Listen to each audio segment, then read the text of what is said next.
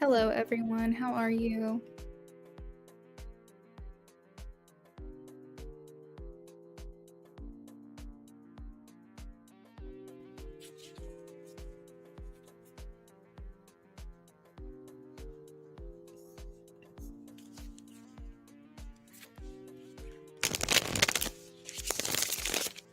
Doing well.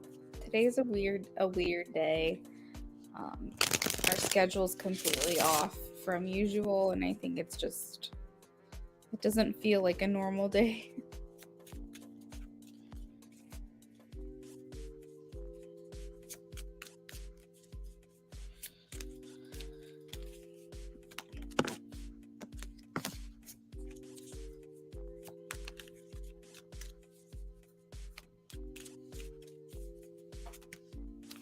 Amy, I have a yes, the justice card.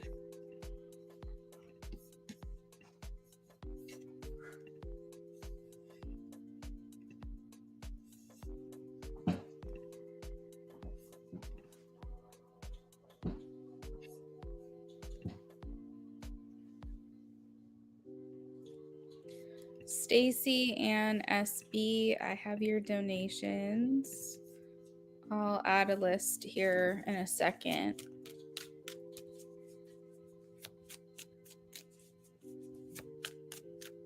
Did we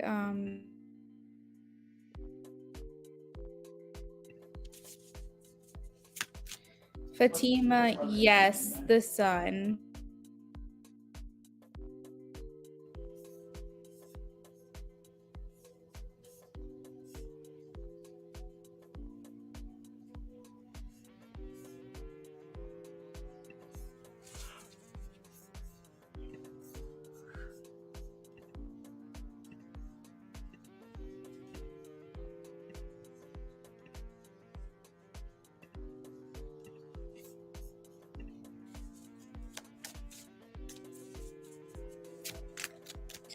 Hood Mystic, I have a yes. The Emperor.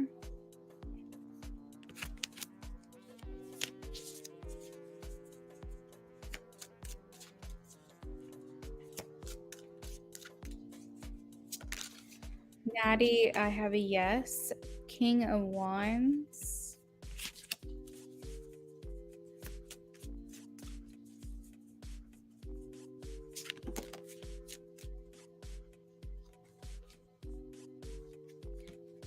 Margaret, you're gonna get a call. I'm getting a yes. You're gonna get a call. The Empress.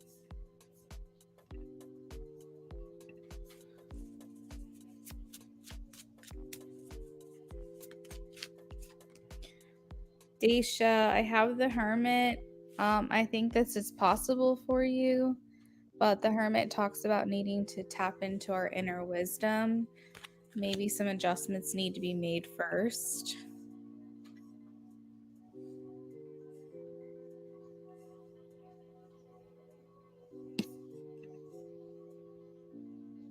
Yeah, make sure you guys are liking the stream.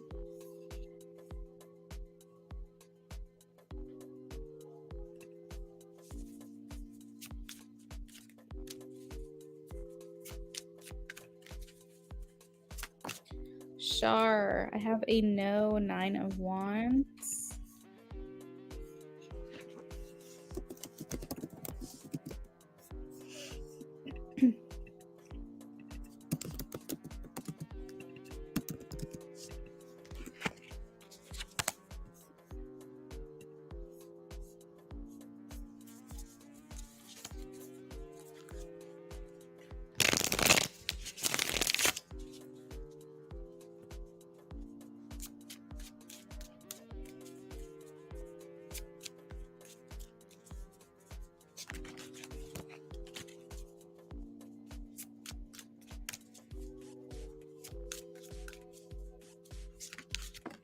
Earth Angel, I have a yes, 6 of Wands.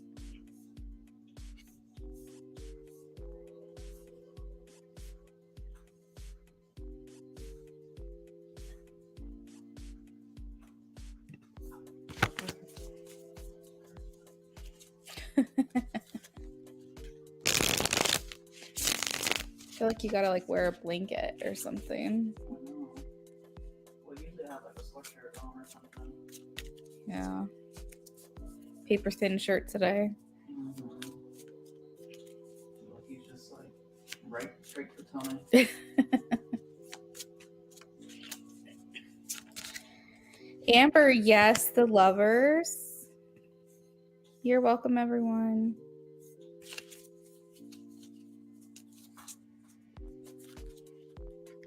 For those of you who are leaving, I'll see you later. Thanks for stopping by. Hey, Martha, I'm doing well.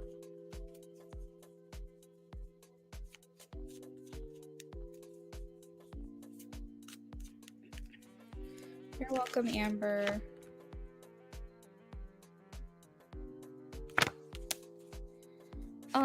Unfazed, I will say yes. Maybe not everything, but there have been some discussions about you as well, in regards to his feelings.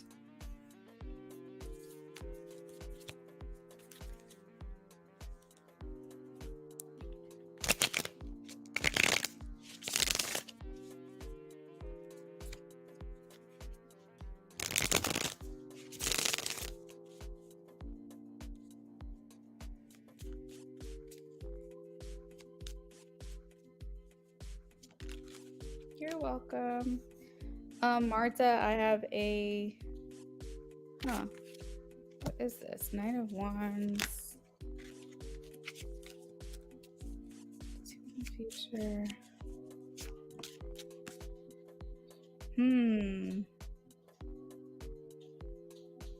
Marta, I'm feeling some kind of shift from Sal right now that feels like he's like maybe trying to either change this connection into like a friendship, or maybe he's trying to I don't know, it feels like he's trying to get some space, or he's trying to move on or something. I wonder if something has happened, or what your readings have been like lately with other people, but I see him holding back. 4 of Pentacles, 3 of Pentacles. This is more reserved. It's like a friendship.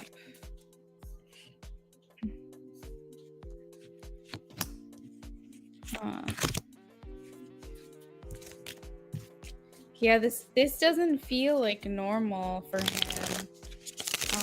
Maybe right now he's just in a weird mood. Maybe we've caught him at a bad time or something. The Hermit. Yeah, I think he might just be maybe like having some crises, some internal crises. We do have the 10 of Cups at the bottom of the deck, so I think he still does want a future with you, but maybe today is just not a good day for him or something. Because I'm not pulling a lot of really good cards. It's like a lot of anti-social cards right now. Maybe he's trying to protect his energy or something. Because sometimes when I do readings on other people, like I feel like people can know when someone's channeling them or when someone's thinking about them a lot. They might be trying to block their energy, so he could just be blocking his energy right now. You're welcome, Amber. You're welcome, Unfazed. Hey, KV.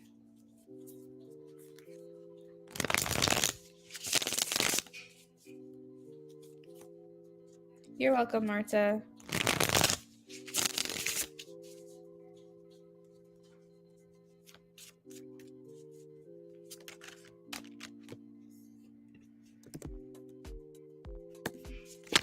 KV, I have a yes. King of Cups.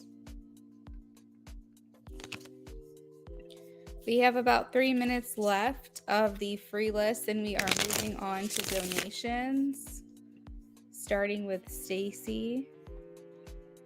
Stacy, if you're in here and you want to let me know what your question is, I'm ready for you to go ahead and send that over. We're going to get started on you very soon.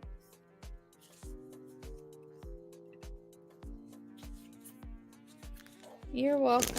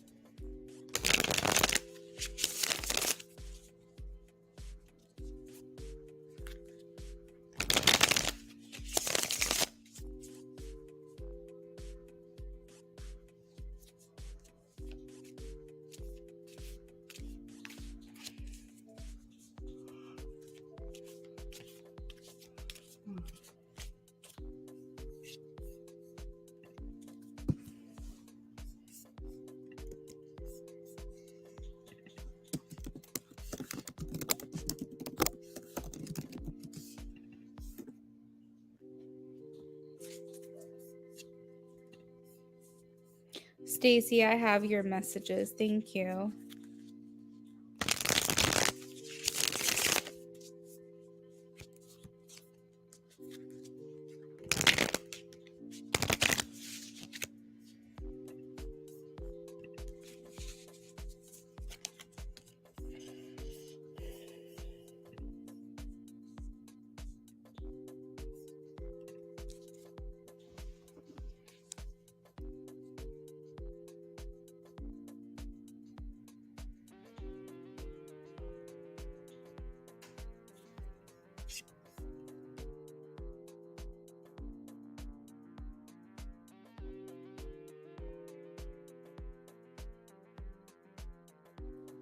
Hey, Fancy. Yeah, you can ask a question. Go for it.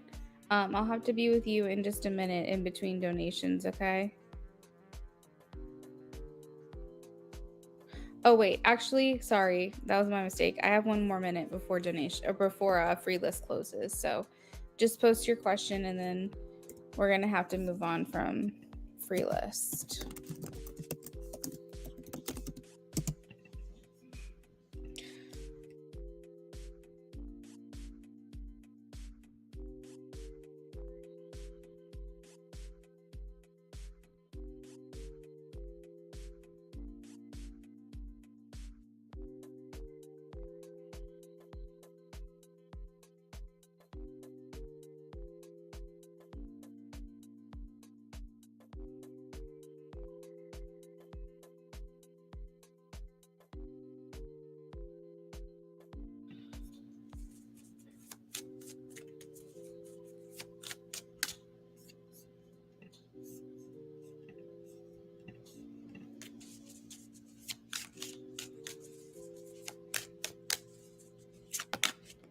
Fancy Nancy.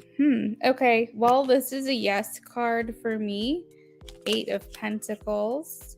I feel like this person is busy with responsibilities. So, like a job, housework, errands, schoolwork, something like that. But I feel like with this card, it can indicate that when they get a second in between those responsibilities, they will be communicating with you. Hey guys, the free list is closed.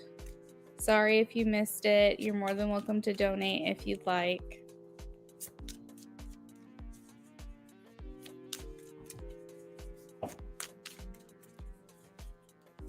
Amira, I have a yes, 8 of Wands.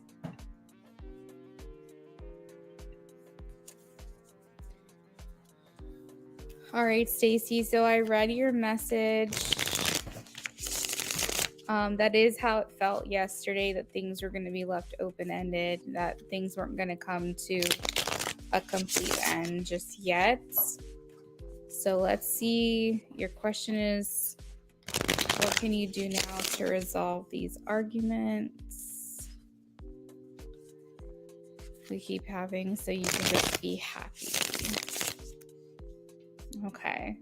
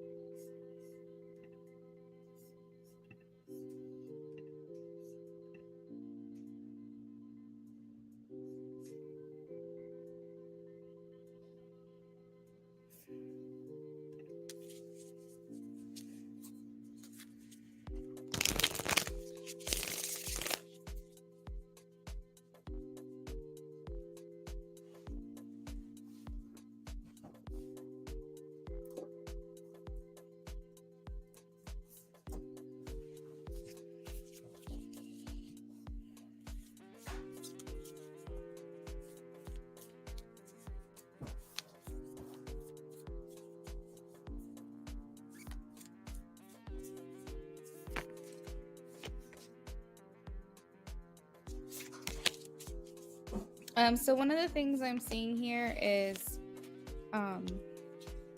well, the main thing, first and foremost, that I think no one is free of fault in certain situations, but a lot of the times when you're dealing with the same patterns and cycles over and over and over again, typically it has to do with either you needing to shift your mindset, or if you feel truly that the issue is a non negotiable, meaning that it's not something that if you can maintain a relationship with unless this thing changes, then you kind of have to look within your inside yourself, and you have to think to yourself,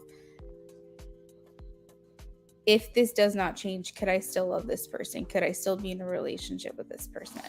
And also look at how long you've allowed this thing to go on. Because I know that you're wanting resolve for a happy relationship moving forward. But at some point, you have to accept either maybe I'm not going to get what I specifically want out of this. And is this a non negotiable for me? Or is this something that I think that it's not ideal, but I could deal with and it will be fine? So there's some certain things you have to kind of get really real with yourself, and it can be scary to do that. But you have to think, is this something that I would be okay with if it did not change? Could I continue on like this? Could we maintain a relationship like this? Is this sustainable? So if your answer to that is no, then I think that when it comes to having a happy relationship moving forward, you have to realize this is not on you to resolve. This is something that he would have to resolve himself. He would have to fix this if this is something that you can't negotiate on. And so, with that, it's kind of hard to give advice, because if this is an issue that you're having because of what he is doing or not doing, so on and so forth, and it's not something that you think that you could be okay with if it never changes, clearly this is something that's on him. There's nothing that you're going to ever be able to do to change this or fix this. Now, one of the main messages that's coming through is to focus a lot more on the love that you have with one another, because maybe right now you think this is a non negotiable, but down the line, if you lost this person, would that be a bigger deal to you than this thing? Because maybe putting that into perspective makes you realize, actually, maybe I can get over this because I want to be with this person. Depending on what it is, if it's like you guys just continue to keep going round and round, arguing about the same thing, maybe looking within yourself and figuring out, like, what is the root of this issue? Why does this bother me? Why is this a problem for me? Would this bother anyone else and I would feel validated? Or is this an issue with me because of some unresolved thing that I haven't dealt with or I haven't faced? Is he really doing something wrong? Wanting to focus on the love is really important, the love that you guys have for each other. He said, that's what I said to him, that I just want to feel the love again. Yeah, I completely understand. Another message here is time. It's saying that you are, you may be trying just too hard right now to fix everything, and that it might just require some time. Unfortunately, it might just require after the readjustment, after the discussion, after you guys cooling off and having these conversations, it honestly might just take time for things to change, and it's not going to happen just right away, immediately. Let's see, what other advice do we have? What other advice do we have?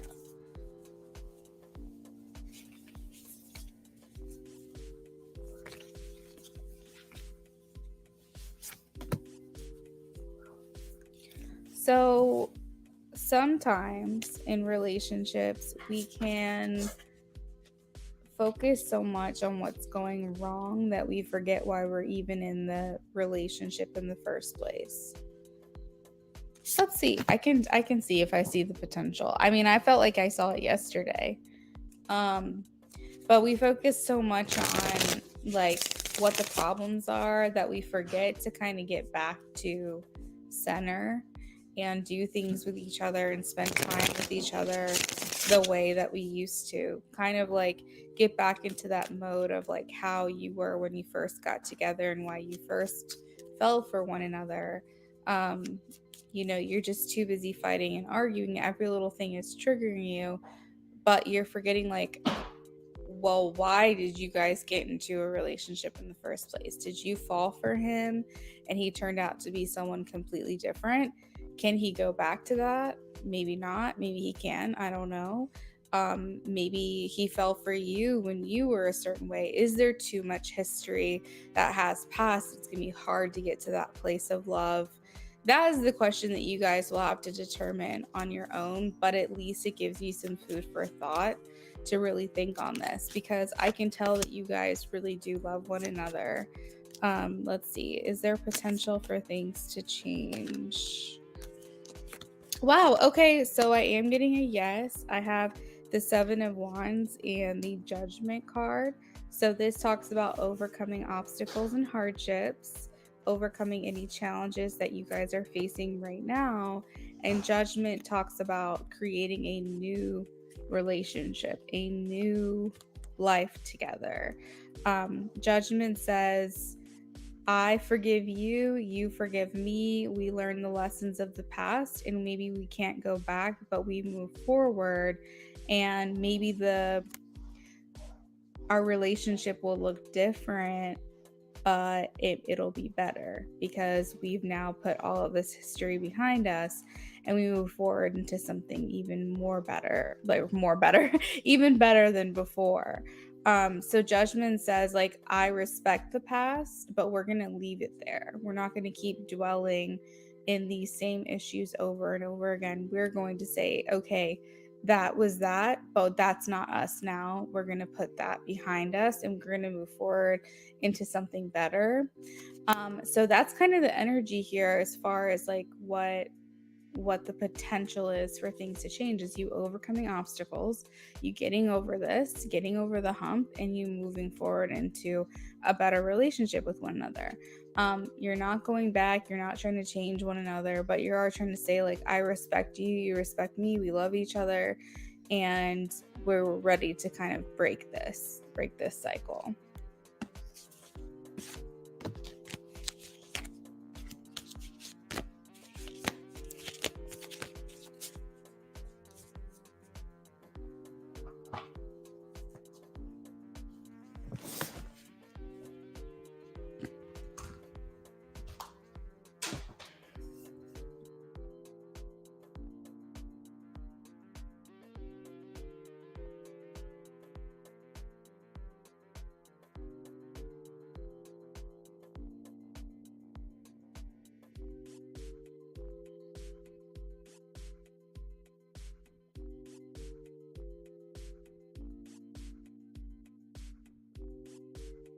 Yeah, I think, Stacey, the anxiety that you're feeling is from the unknown. You know, when we think about the future, we're anxious. There's a lot of shame and guilt in dwelling in the past, and there's a lot of anxiety living in the future. But it's where in the present, if we're just stay present and in the present moment, um, it's not as anxious. And I think you're probably just thinking a lot about the future right now, and the unknown is really scary, especially because you're thinking, you know, like, what if this doesn't work out? But I think that the relationship is going to take the course that it's going to take, and there's only so much that you can do yourself. I think that the best thing you can do right now to kind of round out your reading, if you can just take some moment to think to yourself, spend time on your own, think about what's important to you. What do you want the relationship to look like? Are these things issues that you can overcome? If these are issues that you think you can get over if things don't change, do you really just are more focused on moving forward with this person? Are you realizing that this just isn't the relationship that you want anymore? You know, and if you guys do move forward, what do you want that relationship to look like? I think these are just some thoughts that you have to kind of sit with yourself and think about, because that's going to kind of determine the trajectory, at least from your position, the relationship moving forward.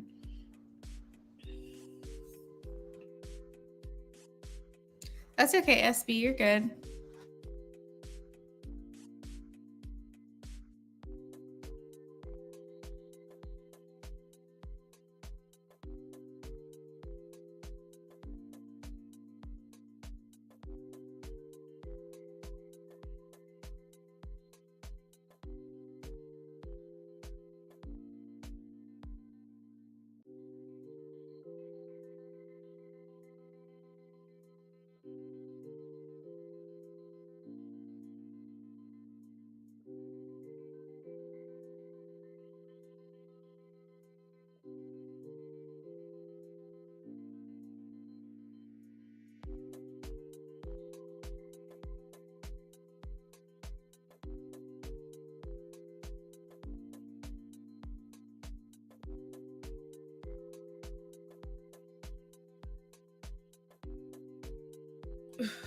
All right, Stacy, thank you so much for your donation. I hope that things start feeling better over the next couple of days for you. I'm also sad to hear that he's going to a funeral. I'm sorry about that. All right, let's go ahead and get started on SB.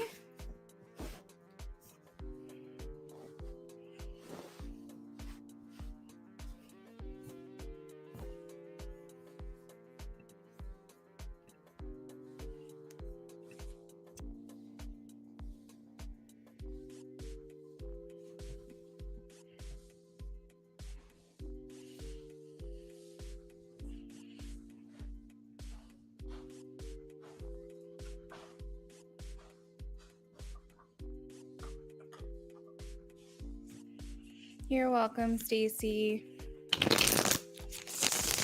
All right, this is for SB.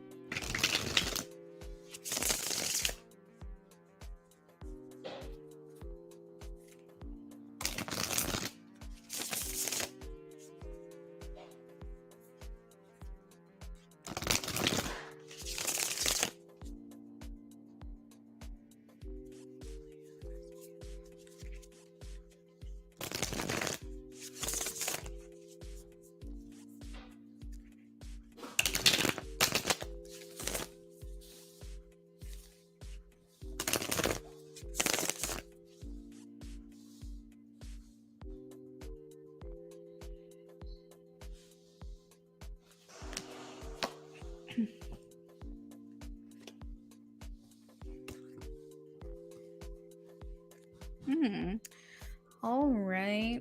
SB, starting off strong with the 9 of Cups. It's feeling like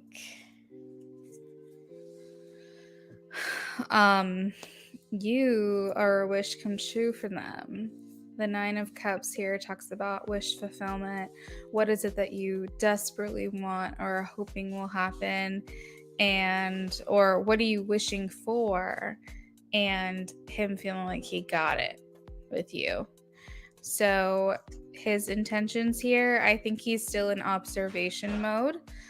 He is engaging with you, but I still think he's here kind of like seeing how things go. I don't know if he's necessarily ready to jump into anything more than what you guys are developing at this time. But I think there is a little bit of a level of frustration too, because I think this, I think he knows that this could turn into something more than friendship, but I think he's enjoying the process right now. So he's kind of just keeping his his observation and going, and he's kind of just keeping an eye on things. He's noticing a lot about you and learning a lot about you.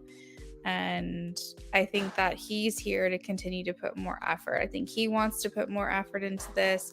And I think you're excited that you are, you know, getting to look forward to something new with someone.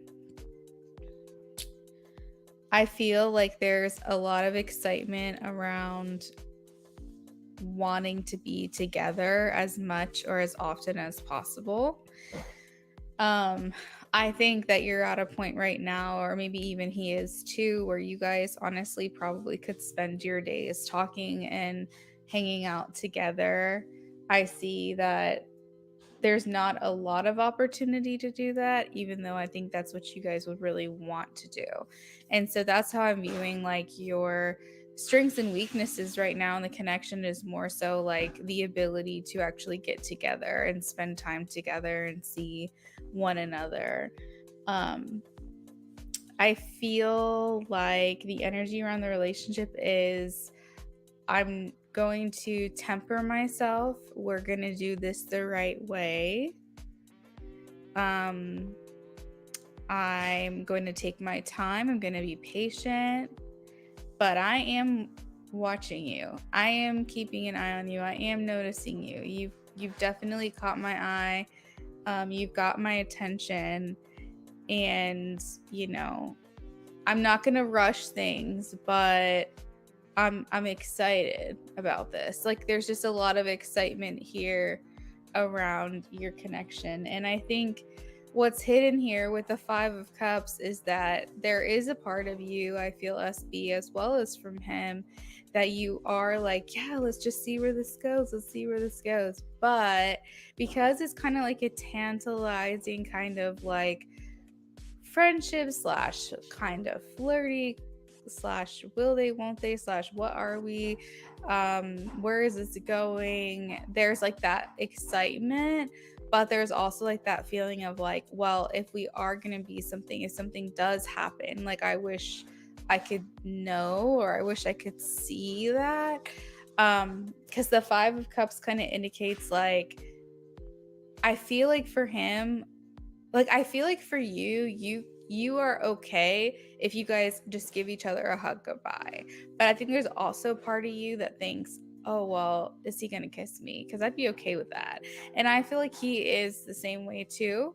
Um, but I feel like you guys are just like respecting one another's space. So there's like a level of like, I wouldn't say letdown or disappointment, because I think you guys are very much just trying to be in flow, so you're not trying to put any kind of resistance up. So I'm not feeling like necessarily disappointment, but I do feel like it's kind of like, well, when we get to that, that's going to be exciting. And the fact that we can't experience that now is kind of a bummer, but when we get to that, it's going to be really good. And I see here with the will the relationship be successful? 10 of Pentacles. I feel like that is a yes. So 10 of Pentacles is like a person that's in your life for a long time, someone who you want around for a very long time, someone who you're thinking about having a future with. And so in some capacity, when you're making plans, SB, and when he is making plans, you guys are factoring each other in to those plans. You're thinking about or fantasizing about a future. Because you're kind of thinking like, well, if we end up together, then should I be doing this or should I be doing that? So just like being a factor in one another's plans is huge, especially this early on into the relationship. But it's like you have this desire to be around this person for a long time, and I feel like that's mutual.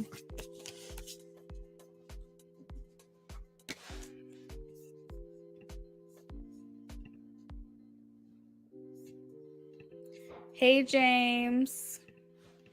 Thanks for the donation. You'll be next, okay?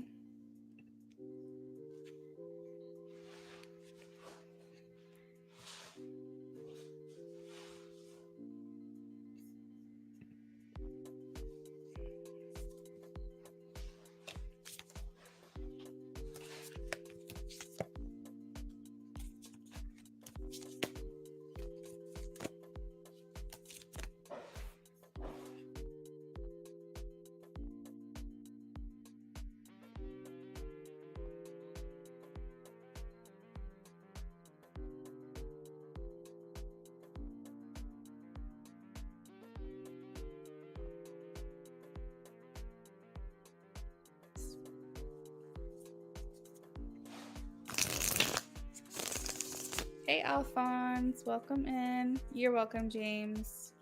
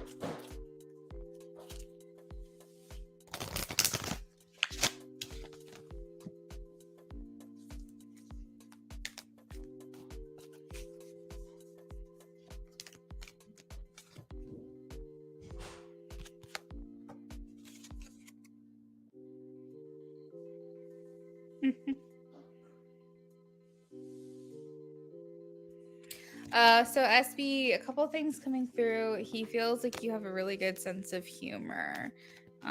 You're kind of like bubbly or smiley, or he feels like, oh wow, she gets, I don't know if it's like she's entertained by a lot, or if, I don't know, you're just a joy to be around. And I feel like he thinks that you have like a really good sense of humor.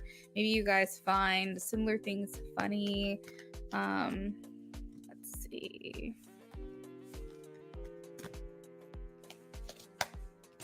Oh, okay, SB, that sounds good. How does he feel about SB? How does he feel about SB?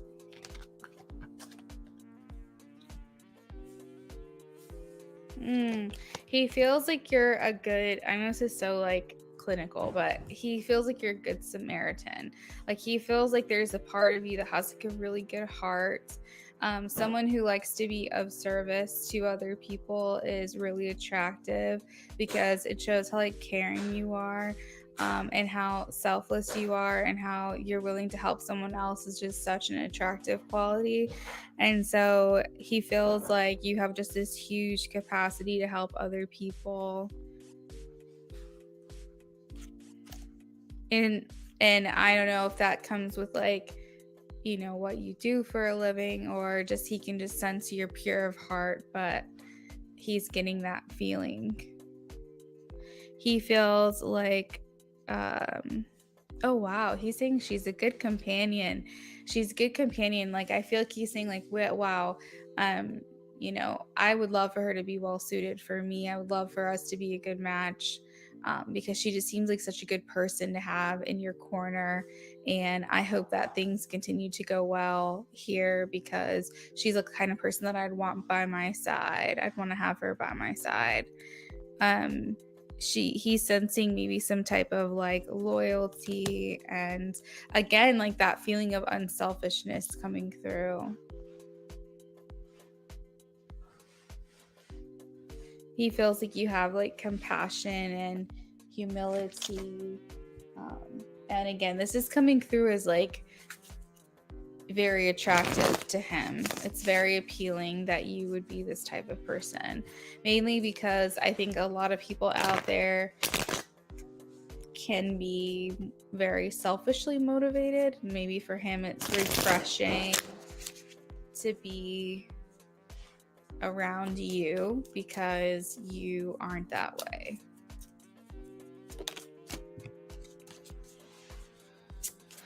He feels a bit conflicted about his feelings for you because I think you guys are getting into the territory of more than friendship. Like maybe that hasn't actually happened, but I think that he could be starting to feel a little bit like, I think I might be getting a little bit of a crush, or she's piquing my interest in certain ways than she was before. And so you guys could be getting into that like territory of, could this potentially turn into something more romantic. He feels like you're very strong. We have the strength card, so he feels like you have a good influence over people. The way to explain this card for me is Jasper from Twilight. So they say that like whatever you're good at in your human life before you turn into a vampire, that gets heightened. And so he was very influential, and he was very he had a lot of charisma, and so therefore he was able to then influence everyone else's mind in like when he turned into a vampire. And so like when I see the strength card, that's what it reminds me of. It reminds me of Jasper. It reminds me of someone who S Leo is viewing you as someone with a lot of charisma, someone who's very influential. Like he thinks that if you're really good at mediating, and that if something were to happen and someone needed to be talked down off of a ledge, for example, you would be a really good person to do that. I feel like he's looking at you as someone he wants to continue a connection with as well. We have the Four of Wands. Anything else? Anything else for us, Leo? And also I think he likes the friendship you're building. Just simply put, he likes the relationship that you guys are forming as well. The friendship, the bond. You guys are building a good foundation right now, and I think he's enjoying that.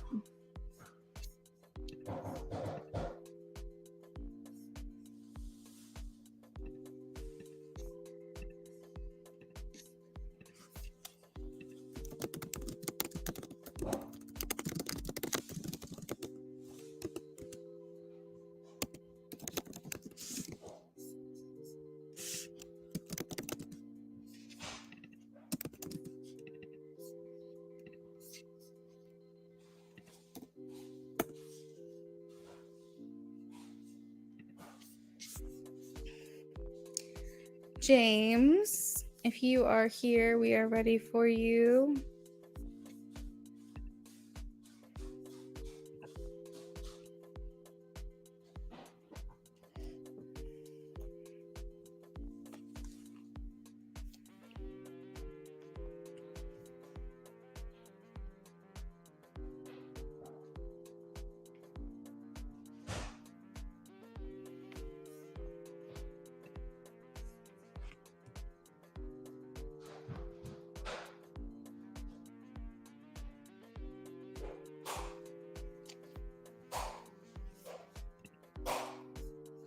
All right, let's get shuffling for your love option 2.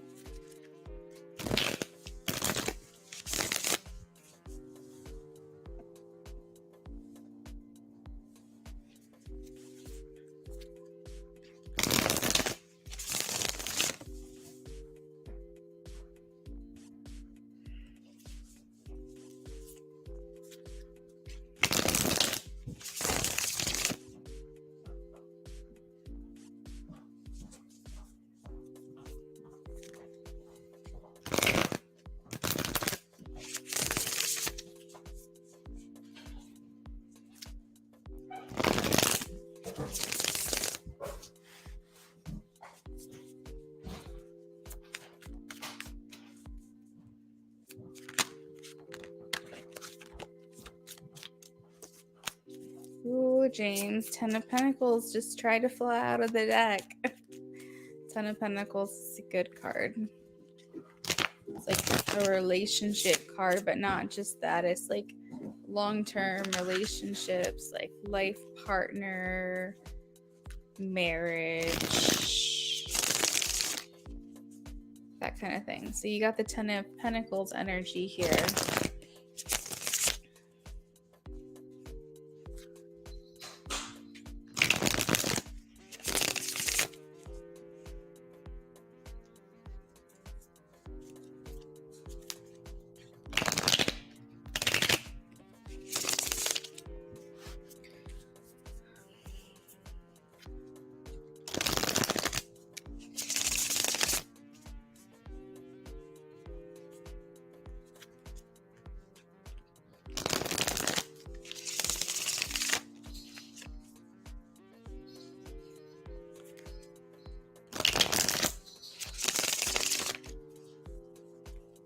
Of option 2.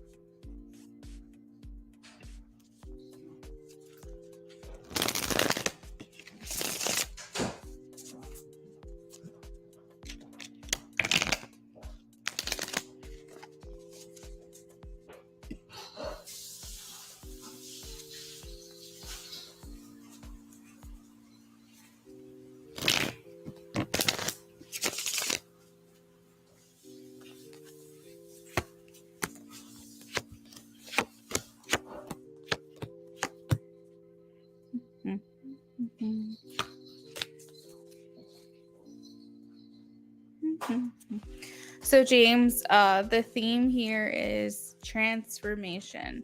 I think that somehow, hey Krosness, thank you.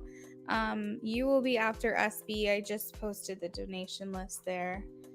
I feel like somehow you are like, what is it called? Expediting or accelerating? I guess that's a better word. You're accelerating the relationship right now. Things that might have needed to wait, you're welcome. Things that might have needed to wait until like next year to start seeing happen, or like the end of this year to start seeing happen. It seems like you're like accelerating the process. It's like suddenly things are just a lot more open. And I think that she's thinking a lot more transformatively, for lack of better words. Death card here is very, it's like a changeable, like I'm open to thinking differently and being different, especially if it's going to serve my highest good. And I feel like she's wanting to come to this relationship more clear-minded, clear-focused, maybe even more direct. I'm not sure. She seems like, we use this word for her to describe her a lot, feisty, but I don't know if she's a very direct person. I think a lot of times she can leave you feeling a bit confused, but I feel like she actually wants to be more, I guess, matter of fact with her feelings and her thought processes here. I think she regrets a little bit too about how long it took for her to come around to this connection. Some feelings here with the Four of Cups is saying like I kind of wasn't ready to see what was right in front of me, and I do regret that it's taken me so long to get here. That I'm feeling a lot more open, trying not to be as conflicting or confused, I guess you could say, as I have been in the past. The energy around the relationship is just of union. Six of Cups. So not a lot of blocks or anything like that here. Let's see. I'm hearing incoming authenticity. So I feel like she's saying like she's gonna be a bit more herself than she has been, where she used to kind of hide away and shy away, and she would save her real self or her true self for when she was alone. Now she's saying incoming authenticity. So I'm going to start bringing my more authentic self to you, and try not to bear down or like, what is the way? Shy away, I guess is the word I'm looking for. I'm going to just like be me, and hopefully you like that or you accept that. The distance healing. Is that really tiring for you to do that every single day? I mean, I think it's great. I love it. I just am like, that sounds so exhausting to me.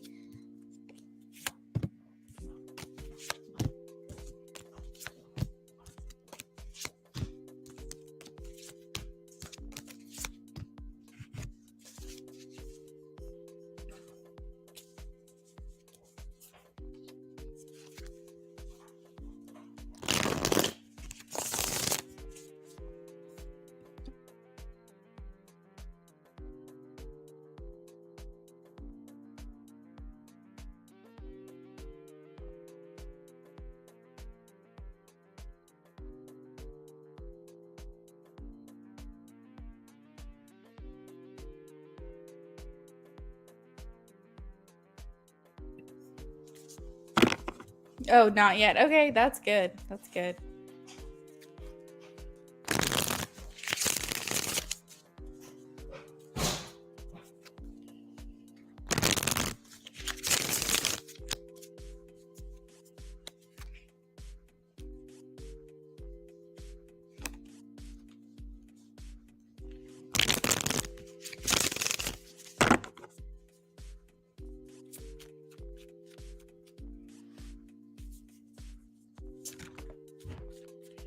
Oh, James, that's so cool. I love that.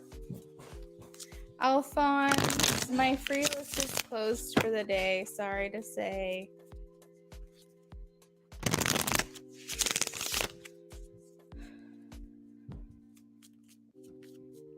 So I'm seeing like 5 of wands. I think it's 5 of wands. So I feel like there's a lot of chit chat conversation that's happening. So like side conversations between you and her, or like you, her, and a group of people. Maybe even some gossiping or some like, I heard this and I heard that. But I feel like it's more just like a way to kind of get to know each other. Very social. It feels very social. There could even be like, I don't know why I'm seeing like games, like you guys are playing some type of game as well. I feel like it's fun. We have Sagittarius energy, so this is like whatever happens spontaneous, just like very fiery and excitable. Again, just a very, very social aspect here. It's funny because I have the 8 of Pentacles here, and so like it looks like they're building like some type of concoctions, like they're building some type of it feels like chemistry or alchemy. So if that's the type of group of friends that this is, then it might be something related to that literally. But I'm also thinking like mixing drinks, or like having some type of like mocktails or cocktails that you're making, that people are drinking here. Okay, because I was like, I feel like there's some type of like social game or something like that. Oh, karaoke bowling, that sounds fun. Let's see. I think that you have a lot of fun, but I think maybe it's her. I'm actually seeing like her specifically. It could be you too, but more so her. She gets tapped out by the end of the night, gets very tired. I'm seeing here with the 4 of Swords, like after it all, she's happy. She doesn't regret going, but I think she's like, I need to like disconnect from all of this, because she probably was putting on a show, getting out there and being social can be draining, especially when it's a mix of a lot of people. And so I see her just like going, oh wow, I partied hard, it's time for bed. Like I see with the 4 of Swords just like her getting a very good night's sleep at the end of the night. You said, oh, it's a bar, so mixed drinks. Okay, that makes sense. That makes a lot of sense. Again, we have themes here of just like friendship, coming together. Oh, I'm seeing this almost looks like Pictionary. That's so funny that I actually was picking up on games before, because it seems like you guys are going to be on teams with people who you might not know. Not you might not know everyone, and so you're going to be like getting to know people that are there. Even if, so for example, it's not going to be just a group of people that are on your team who you know. Does that make sense? There's going to be people there that I guess she invited that will also be on your team. So it's like you guys are all working together, and it's almost like oh my god, team building. It almost feels like team building exercises, but in the most recreational, entertaining, fun kind of way. You guys are all working together to get something done.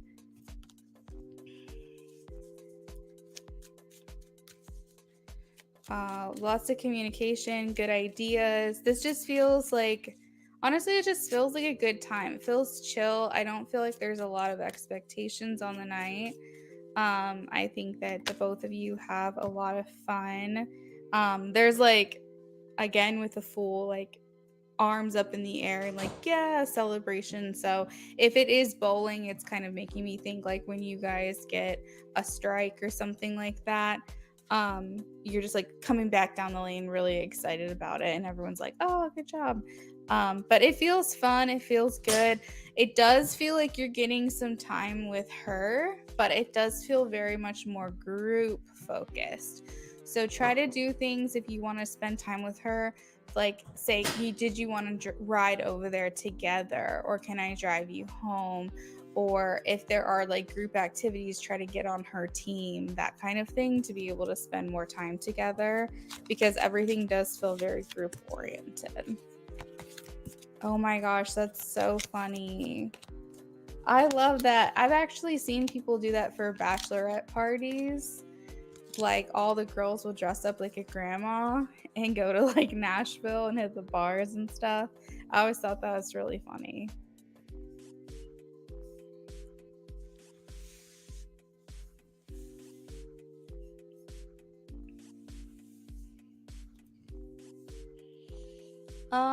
Amy, I don't really have a set price for paper messages. It's not really something I add, and I honestly started doing it just because of your particular situation, but I don't know if it's something that I want to keep doing as like a main thing, if that makes sense. So I mean, if you want to, why don't you do a mini reading? Um, yeah, that's fine. Do a mini reading and just tack on a couple extra dollars for paper messages, and I'll just kind of make it one into like one reading for you. Well, yeah, why don't you do this? Why don't you donate for an in-depth reading? Do that. Donate for in-depth, and we'll just put everything in there. We'll do your mini reading and we'll add paper messages in, and we'll just consider it like one reading.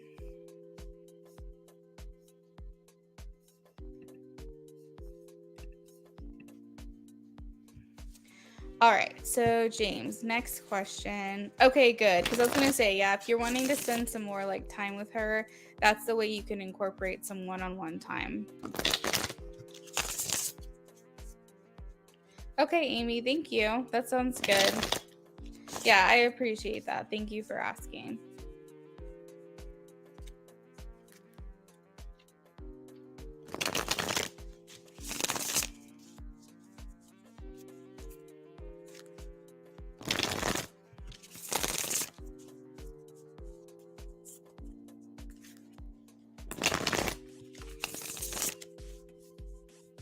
All right, let's see. If James gets tattooed by Patty.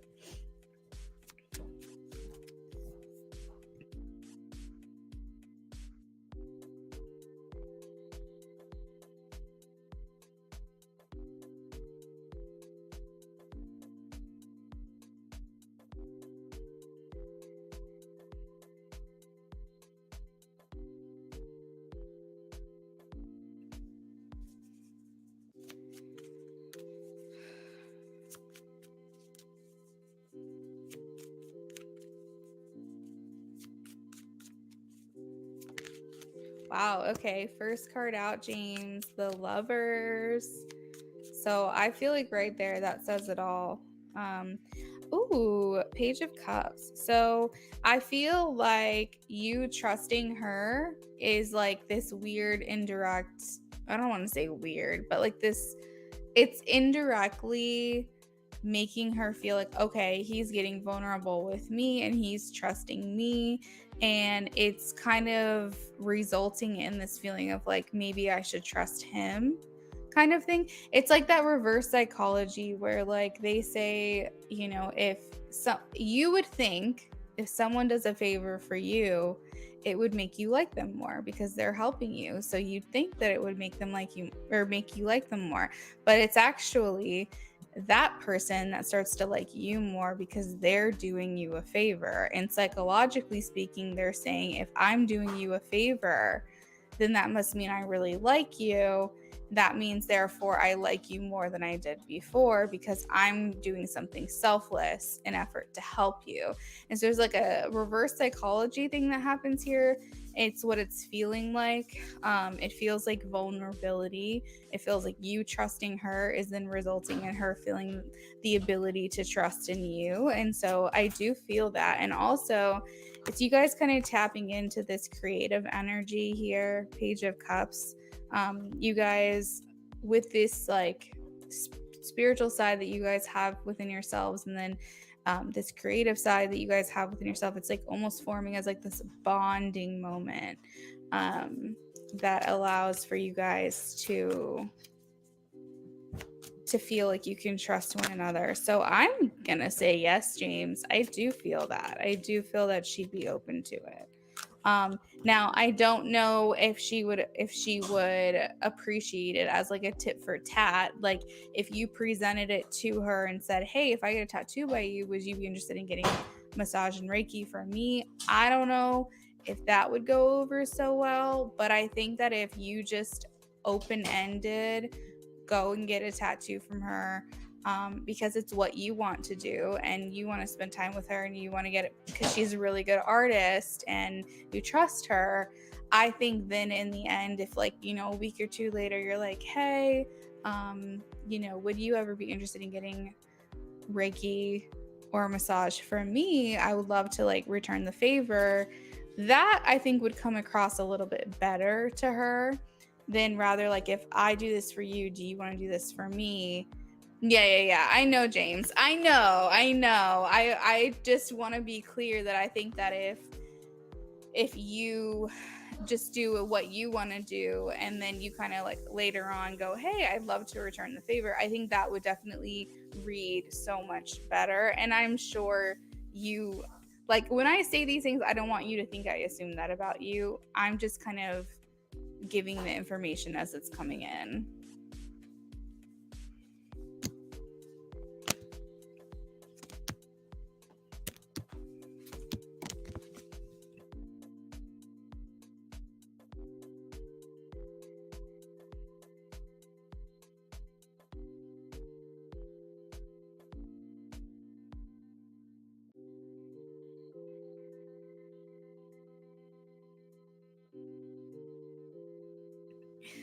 All right, so James, that is what I have for you there.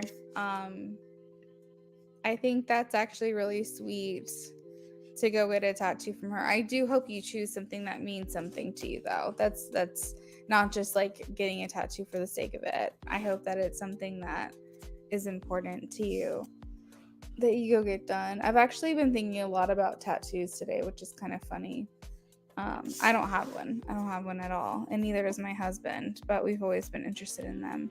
I think for me, I can't stand the repetition, the feeling of like repetition. And I think that I would not do well getting a tattoo. I think it's my ultra sensitivity. Brennan says he's like, are you sure you don't have autism? He calls me his spectrum honey because he's like, you haven't been diagnosed and I don't know if you are, but like sometimes the way you act, it seems like you got a little bit of the tism. And one of the things is like if he rubs like my hand in the same spot in the same way over and over and over for like 5 minutes, this repetitious feeling, I literally want to crawl out of my skin. I can't stand it. So I just worry that with tattoos being like this same feeling, repetitious over and over and over in the same spot, if it would make me just want to crawl out of my skin. And I don't know if I would be able to handle it.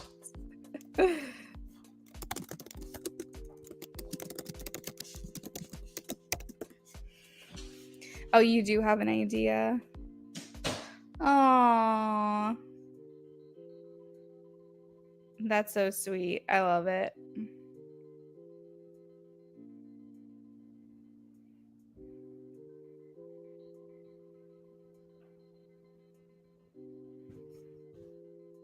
I know. Brendan's always like, your spectrum showing. He always says that to me because I'm like, do you hear that? Do you hear that? And he's like, what are you talking about? And I'm like, the refrigerator, it's making a sound like it's never made before. Like, oh my God, it's driving me crazy. And he's like, I don't know, hon. Like, maybe I'm not sure. And I'm just like, and then I'm fixating on that sound for like 20 minutes or until it stopped. And I'm like, what is wrong with me? But yeah, he calls me his spectrum honey. I told him we need to start getting that on a shirt. He's like, oh, my little spectrum honey. But yeah, I don't know. I think I'm just a human being and living in a sensory world. I think I'm just highly sensitive.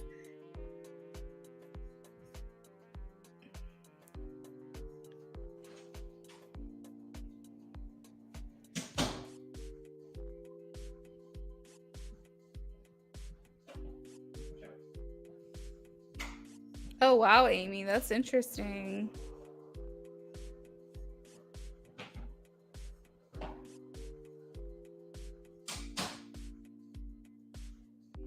I think we all do. Yeah, that's what I'm saying. I'm like, we all do to some degree. Like, to me, I feel like everyone feels like they have it because everyone's just like the same in that way.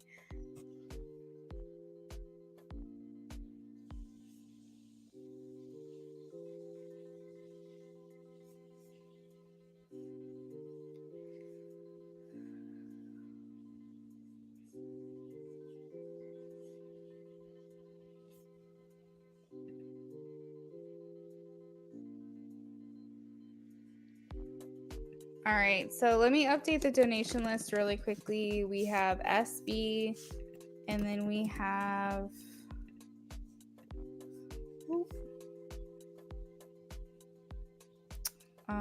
Crow's Nest.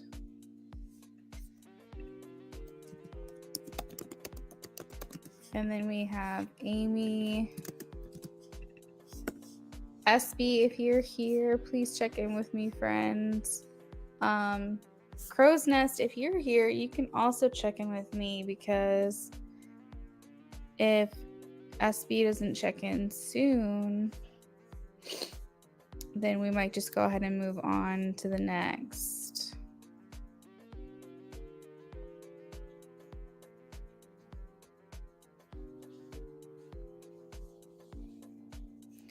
Everyone is unique. We're so quick to diagnose each other as being fucked up. We just have our quirks. Yeah, exactly. That's why I just kind of laugh at it because, and him and I both laugh about it because I'm just like, I'm just very particular. I feel like more than anything, I have OCD and I think I can obsess over things quite a bit. It's like he says he's had to help me. Hey, Crow's Nest, welcome back in. Especially because masking and high functioning. Yeah. Thanks, Crow's Nest, for checking in. SB, we'll give you just another minute or so. SB, if you are here, please check in. But yeah, he's like, you get your mind stuck on something and then he was like, it's really hard to like snap you out of it, or you you get fixed on like a certain outcome, and then you get really disappointed when it doesn't go exactly how you pictured it. And I've had to learn, I've had to grow out of that, because life, you can't control things like that. But yeah, I'm definitely OCD. I'm a germaphobe. You guys probably wouldn't ever know that about me by being like a part of this community, but I am huge germaphobe.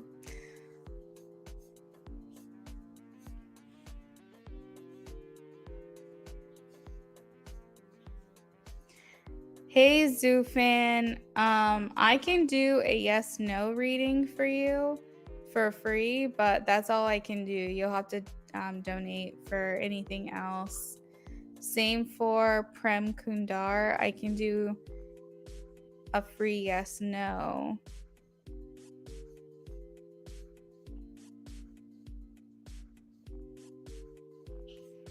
She's always wanting to keep her hands clean. I know it. I'm the same way. Ugh.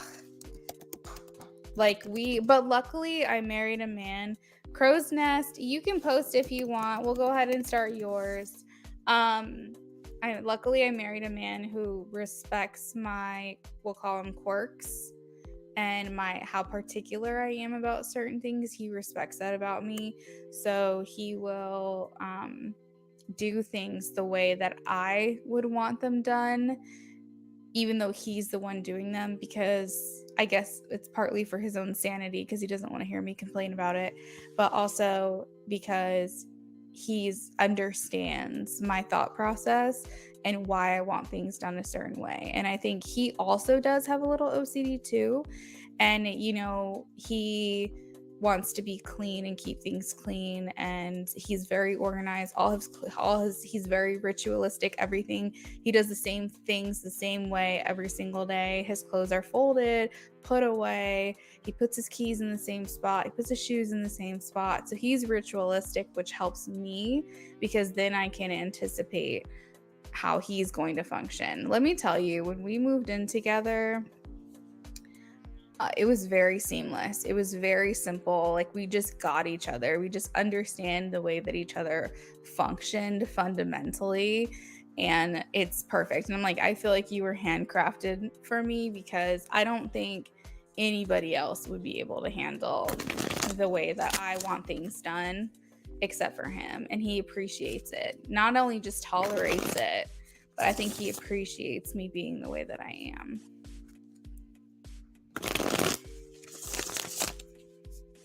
So Prem Kundar, I'm going to have to get you in just a minute. I am working on donations, so as long as you're willing to stick around, I will answer your question. Just sit tight, okay? All right, so Crow's Nest, it looks like we're doing a BOGO for you. Is that right? A BOGO?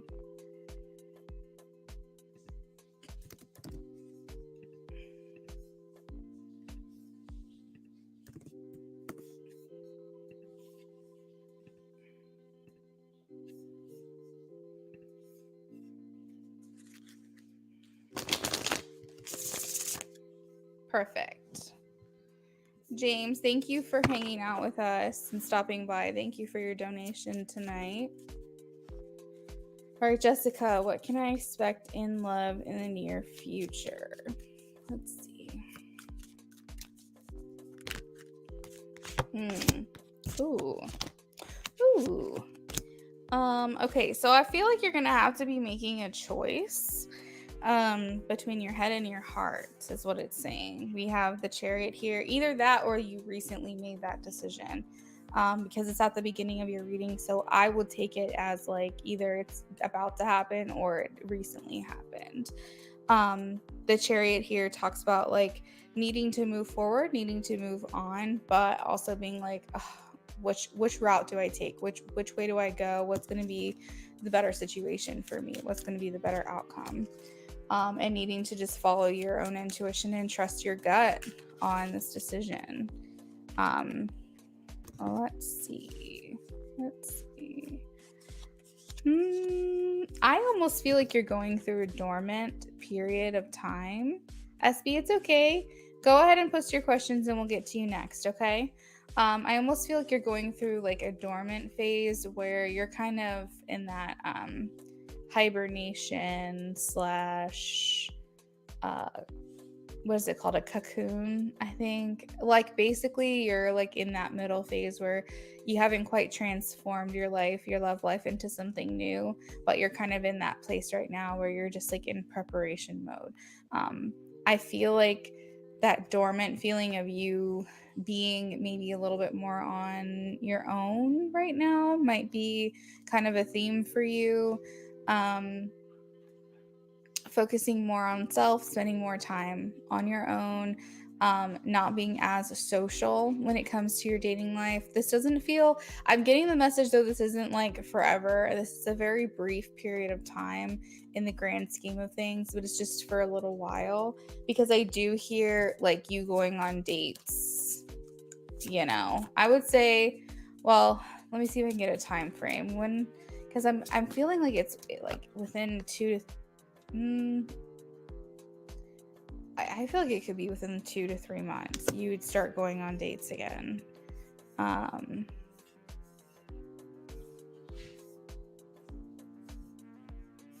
trying to understand this timeline here. 6 of Pentacles. Okay, yeah, okay, that made sense. 6 of Pentacles talks about the beginning of May. So beginning of May, I see you really kind of starting getting yourself back out there again. Now, you can choose to push this timeline up sooner if you want to, but as of right now, 6 of Pentacles is like May 1st to May 10th, something along those lines. You did. Okay, so I might be okay, so then I might be just reading into the energy that you're in and coming out of. That actually makes a lot of sense. Okay, you just started downloading dating apps. Okay, it was like, wait a second, there's a message here that Spirit's saying this is a short period of time, you're gonna be dating soon. Okay, that makes a lot of sense. Okay, well, we're nearing the end of March and I'm hearing the beginning of May. So maybe sometime in April, and maybe you'll shift that timeline up a little bit sooner. Maybe you start going on dates next month. Good for you too, by the way. Good for you. I'm happy to hear that you're getting yourself out there. Let's see.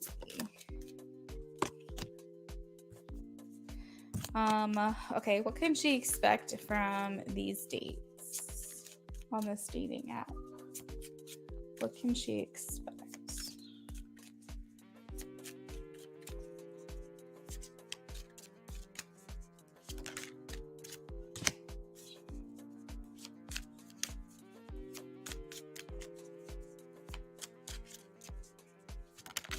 There's like this little faint message coming in that while you're on dating apps, you meet someone outside of them. And again, that's not a fully formed message because it's not coming in super strong, but I felt like it was a little blip. It was like, oh, a little message coming in. Like potentially you meet someone, even though you're on dating apps, it's like you meet someone outside of them.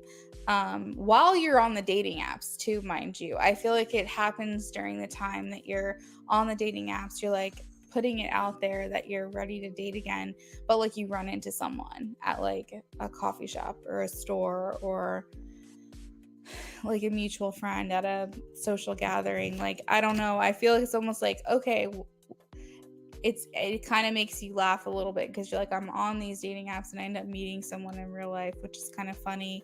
But I don't know, there's like a small message here about that as well. But I do think that you're going on dates regardless, whether it's from the dating app or not. I'm seeing like you going out and getting to know people.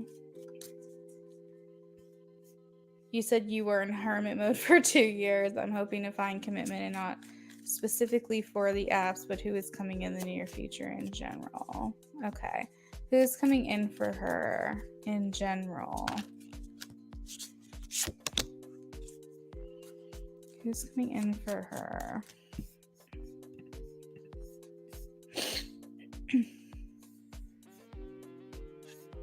We got a little Sag energy here.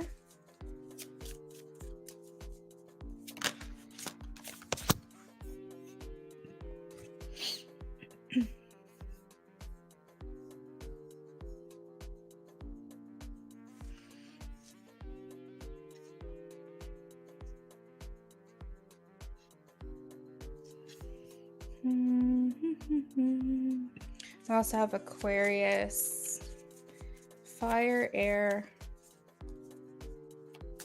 No way! That's so crazy. Oh, that's so awesome. I'm so glad you're actually talking to someone right now.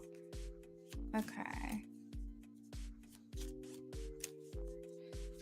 What can she expect? What can she expect? I feel like the Sag just got his eye on you for sure. You might be like top pick for him. Because the Temperance here talks, or sorry, not talks, it shows like an image of someone who's trying not to be very forward or like suffocating or adding too much pressure to something. So I feel like he's kind of just like kind of standing, his energy is just very kind of like observant. I want to show I'm interested, but I don't want to be too much. I don't want to scare her away. But I see here him with like his eye open, and he's like got up. He might be looking at other people, but he's got his eye on you specifically. So I do feel like you're kind of at the top of his list right now.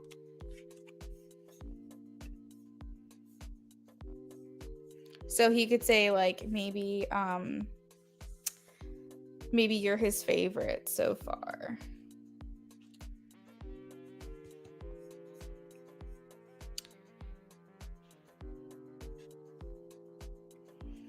Okay. Lots of fire, lots of air. Again, specifically Sag, Aquarius. Now, I've got a lot of major arcana cards coming through, so I do feel like Spirit is saying this person that is coming in for you, like whoever it is that you choose that you feel is best for you, is going to play a big role in your life. So major arcana, if you're not familiar with tarot, it basically talks about major life themes. So minor arcana, like when we say 5 of swords, 6 of swords, 7 of wands, that is like the details. But major arcana is like the major life themes, and I keep pulling just major arcana cards, and so that makes me feel like this person or whoever it is that you end up dating, there's like a phase of your life you're going through right now that there's someone you kind of latch onto or anchor to, and this person plays a big role in your life. I'm also getting, and I don't know if like you're even remotely interested in this, maybe this is a person that's just interested in you.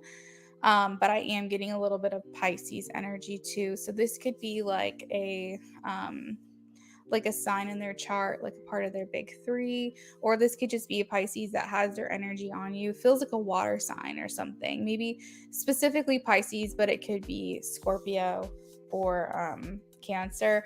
But I feel like there's also like this energy of someone like really liking you with like some water influence in their chart. I'm not sure what that draw is, but I'm just letting you know like what messages are coming in as they're coming in. That's cool though. Communicative, a writer. I love that, especially because I mean, I'm not well known or anything, but I also perceive myself to be a writer. And so like we feel like, oh yeah, a writer, or I'm a writer, or they're a writer. I always feel like this connection. So that's very cool. That's very cool.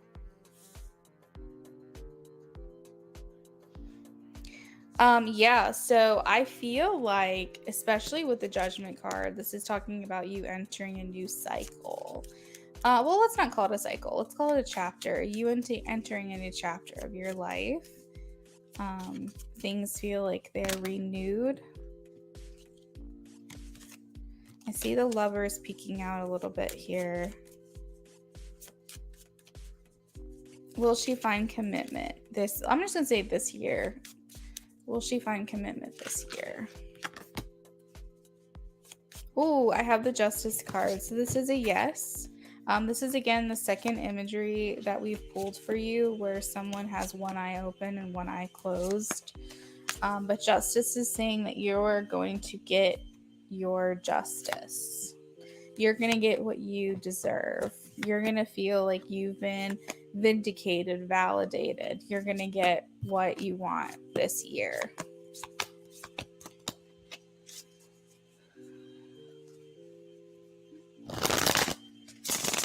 So, what is your second question?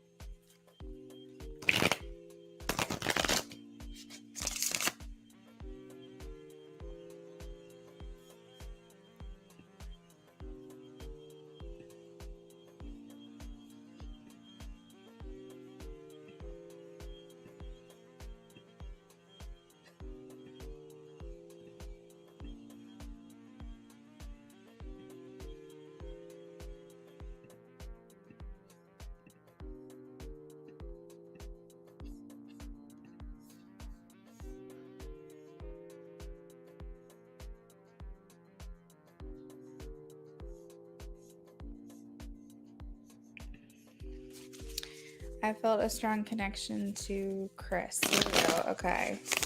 Next actions be towards me in the future. We talked about meeting a few weeks ago, then you went silent. Okay. Let's see. What will Chris's next actions be?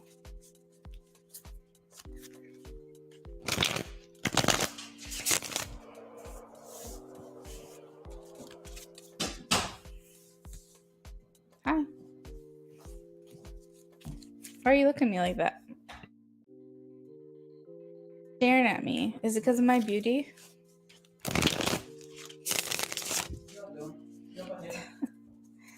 All right. What will Chris's next actions be towards Crow's Nest?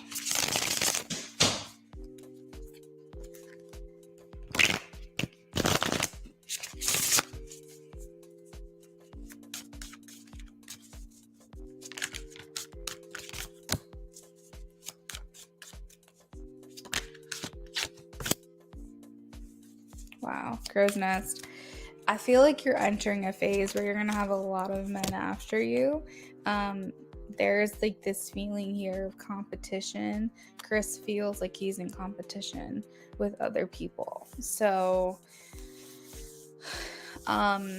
he's coming through as the King of Cups. So I feel like that means that he's more willing right now to be more expressive in his feelings and his emotions for you, feeling like the need to compete or feeling like other people are after you is putting him in a place of feeling the need to like express himself to you, tell you what he's thinking, tell you how he's feeling.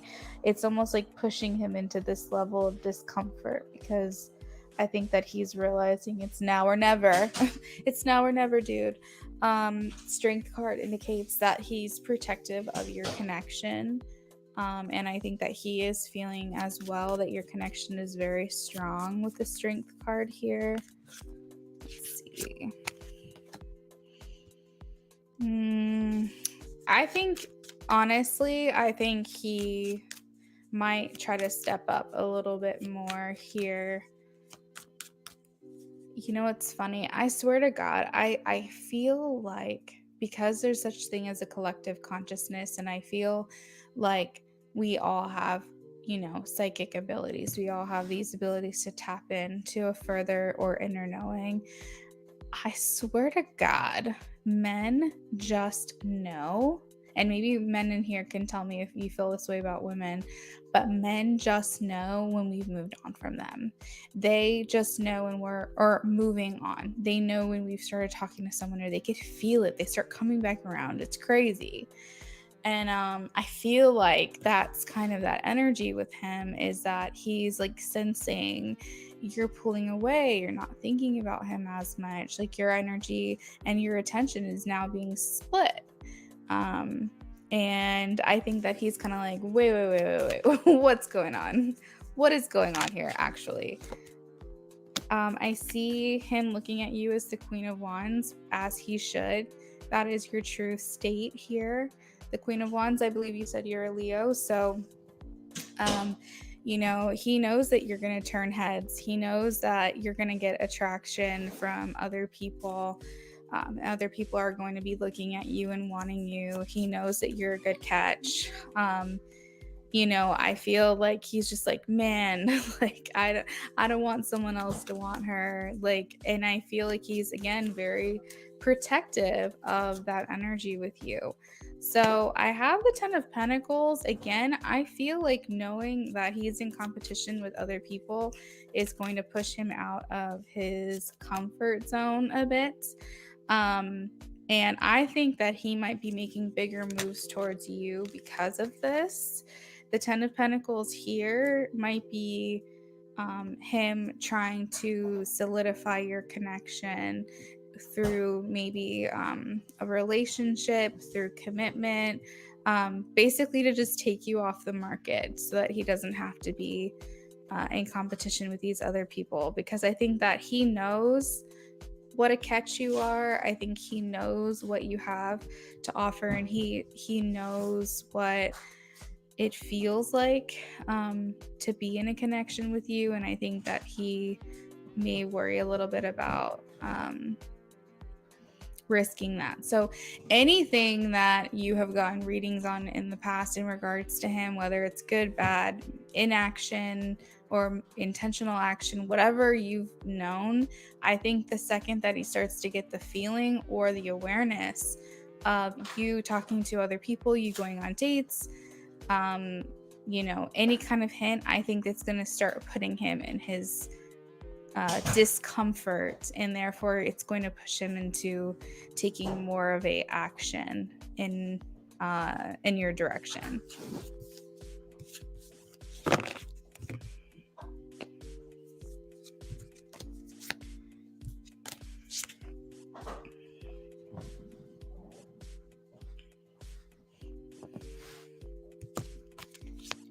You know, I can only speculate crow's nest, but my guess would be that if he feels like he could just have you, or that, you know, he has access to you at any point in time, he doesn't feel threatened, then I think he might not try as hard. I think so. If the second that he feels like someone else is creeping in on his territory, so he, again, ew, I hate saying that, but someone's creeping in on his girl, I think that's when he's gonna start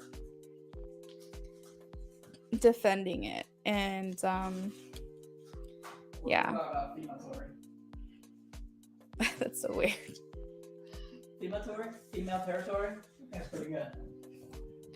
I think you're pretty good.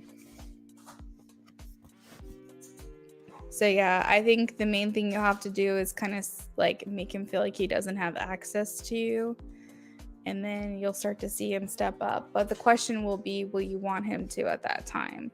Because maybe that's unappealing to you. Maybe at first it's flattering and it's exciting, but then it's like, but why did we have to get to this point for you to like do anything about it?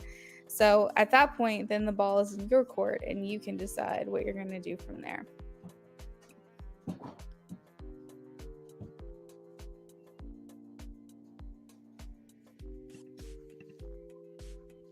That may be why you said in the previous reading that I have to make it.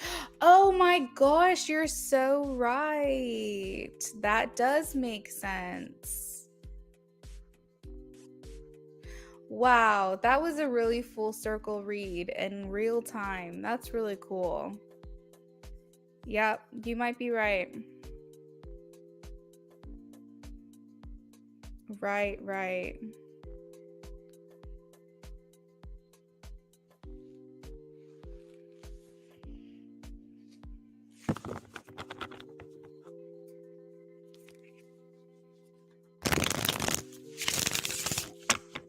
No answer is an answer. You're welcome, Crow's Nest. All right, so this is for Prem.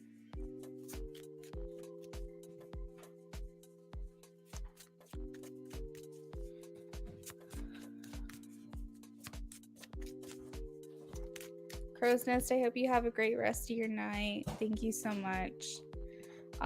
Prem, I have yes, Page of Pentacles for you, Prem.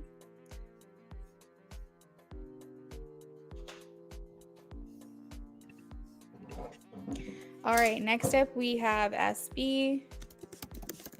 Let me update the donation list just so everyone knows where they are.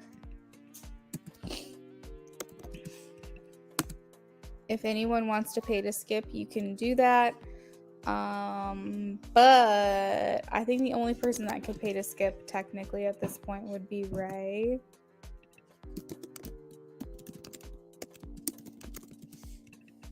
So we may end up just rolling with the list that we've got.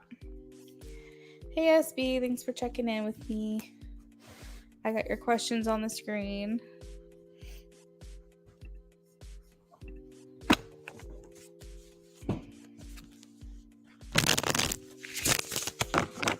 All right, does S Leo have romantic feelings for me? Does S Leo have romantic feelings for SB? Bye, Crow's Nest. Have a good night.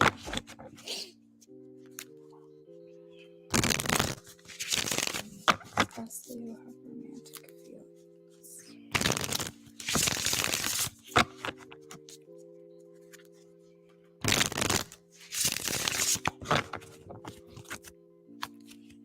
Wow. Okay. Does S Leo have it's so crazy, SB, because every single time I do your reading, I don't know if I say it out loud, but when we talk about this Leo guy, or this S Leo guy, I either pull the Six of Cups or I have it like somewhere like at the bottom of the deck, or like I'll accidentally like cut the deck and I'll see it there or something. It's just like somehow the Six of Cups just keeps circling around your connection with this person, and that to me is a big deal. Six of Cups, everyone loves like Ace of Wands, Ace of Cups, Ten of Cups. Like everyone loves those cards, but I feel like a hot take is I love Six of Cups.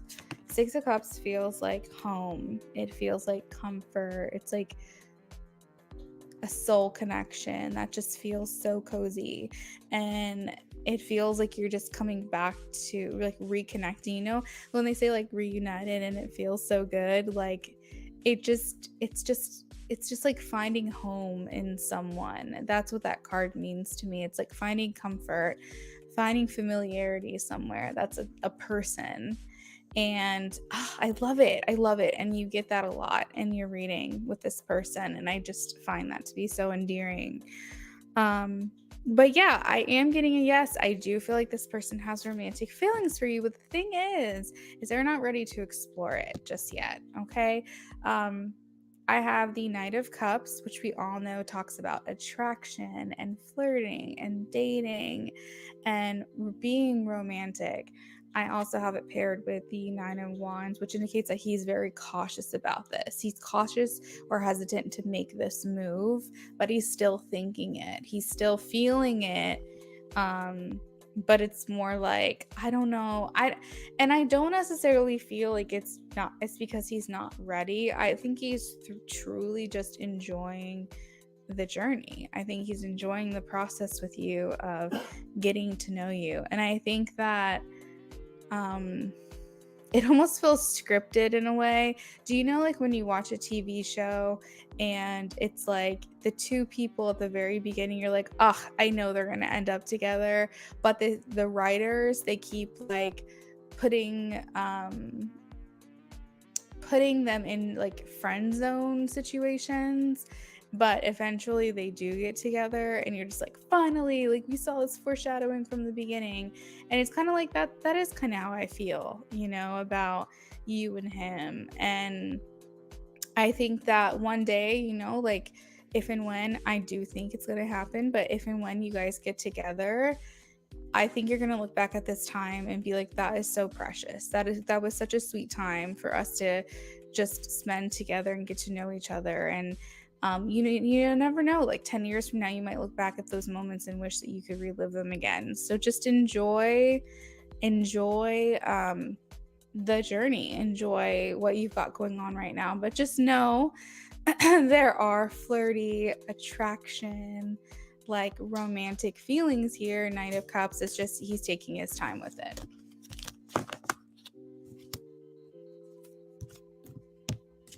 Oh, thanks, SB. That's so sweet of you to say.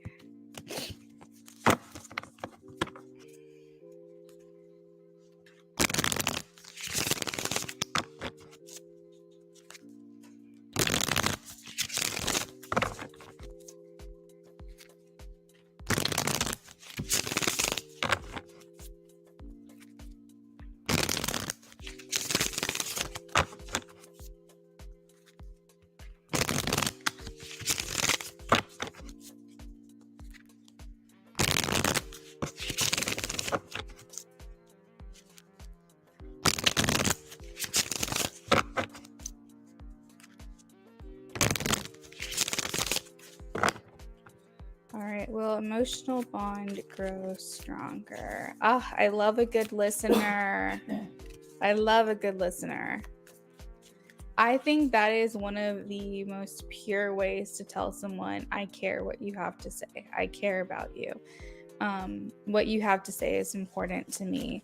When someone can just be a listener, that is such a selfless, compassionate act. It's like its own love language. Will their emotional bond grow stronger? Wow. Okay. So I have the Seven of Wands and the Empress. Will their emotional bond grow stronger?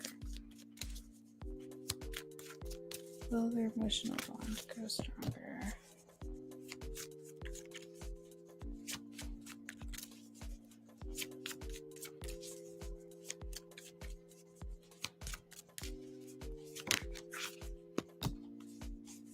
Wow. Okay. Yes, I am getting a yes. Number one, I have the Empress here. This is the goddess of virility and fertility and growth. When you see the Empress here, it just means there's so much life here. There's so much life to still be lived. This relationship still has so much to experience. And I feel like, yes, I feel like the emotional bond is going to grow stronger. Just like, if you think of like a mother and her child growing within her, that bond that's growing between them, it's like, yes, we don't necessarily know each other, but somehow we keep getting closer, and somehow I eventually loving you before I even realize it. That kind of emotional depth. Also, we have the moon here, and the moon talks about emotional depth. Like the moon, it kind of hovers over the water. Think about the ocean and how vast and deep it is, and the water indicates emotions as well. And so when I see the moon, I think of the ocean. I think of the moon shining down over the water, and I think like the depth at which it's like there's no limit, there's no end to how far this connection can go. And so I feel really good to say yes to this question.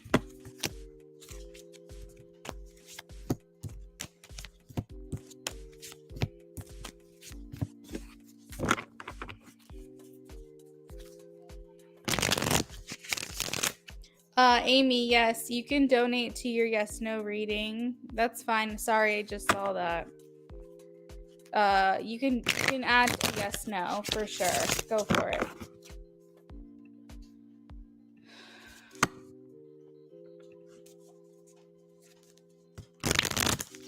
All right. How will she like working as a you are nurse role?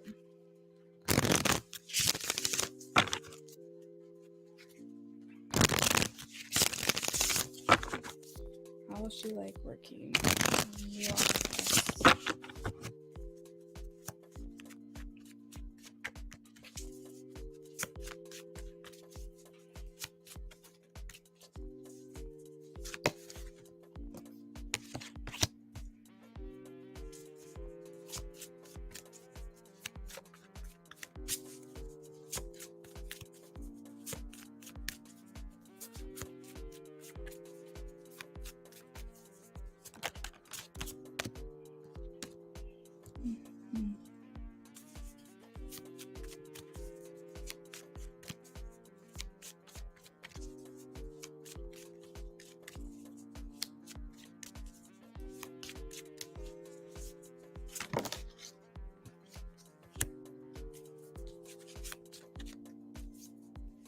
Is this like a lead? Is this like a lead position, SB? Because I'm seeing here as the Queen of Pentacles is like, wow. Oh, and the King of Wands. So the King of Wands is Aries. Aries, as we all know, is the first sign of the zodiac. It's the leader of the zodiac. And also, I have the Queen of Pentacles, which talks about the woman in charge. She handles the business, like she gets shit done at home and at work. Like she's the ultimate boss mom, boss babe situation. But it feels like some type of leadership role or lead role here. And I have the sun, so I feel like this is very positive. I feel like the intuitive message I'm receiving is that you like it, but they like you more in that role than you actually like the job. I'm not saying you're not going to like it. I'm not saying you're not going to find it rewarding. It's not going to benefit you in any way. I'm not saying any of that. I feel like it will. But I feel like they'll like you for the role more than you'll feel you like the role. I feel like they like you there in this position. Now, this could mean that you really enjoy it, but just keep in mind that means they enjoy you being in this position more than you. More than, like, to whatever level, wow, I'm explaining this so horribly. To whatever level you enjoy this job, they like having you there more. So just always, I feel like always keep that in mind. Because they really like you in this position, you might have a little bit of leverage when negotiating terms. Now, you might not be able to negotiate terms right off the bat, but I do feel like at some point down the line, you being in this position, it's like if you want to go do something else, or you want to leave, or you want to switch departments, or you want to switch different roles that you're doing, XYZ, I feel like there's some leverage that you have here where you can negotiate some terms that will work better for you in order for you to stay in this position. I think that's why I'm getting this message. Is just keep in mind that however much you like it, they like you there in that position more than you even like the job. And so that can play to your advantage. You'll find out more tomorrow. Yes. Wow, that's so awesome. I love that for you. I need to be more positive. I'm excited but nervous. Oh. I think you will like it. I think you're finding that work-life balance that you're looking for. Temperance here shows that you're able to kind of balance everything just right. Queen of Pentacles. Okay, this is actually making so much more sense now that I am realizing this is a potentially remote position, because I remember you saying that you might be considering a remote position because you want to be home more.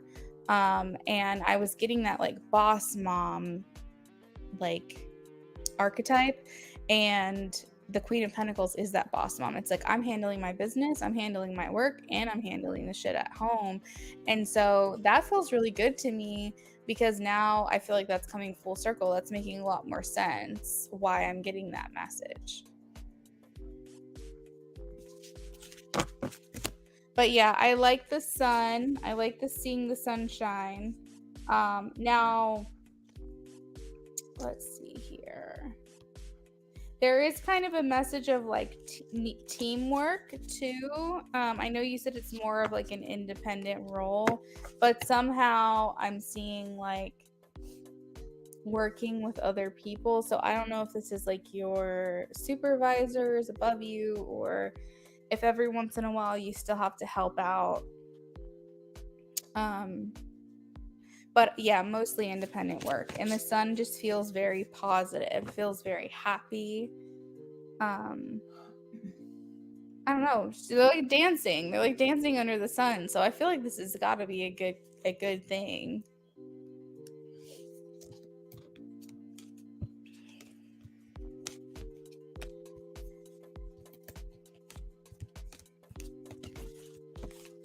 All right. So Amy, let's check.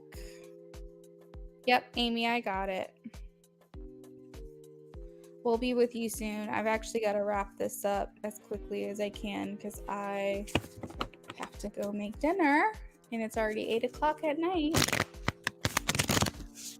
I was going to try to keep this live stream at like 2 hours, but I don't know if I'm going to be able to do that.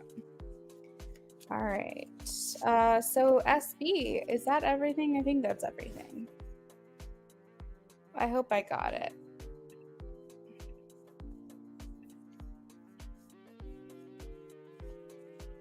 Amy, you can go ahead and post now if you'd like, as well as Ray. Ray, if you want to post, you can do that as well.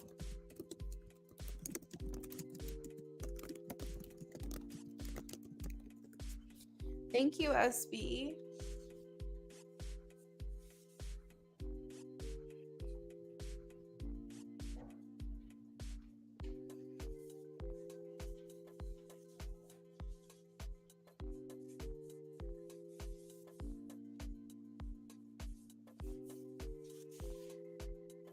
Okay, Ray, I've got you.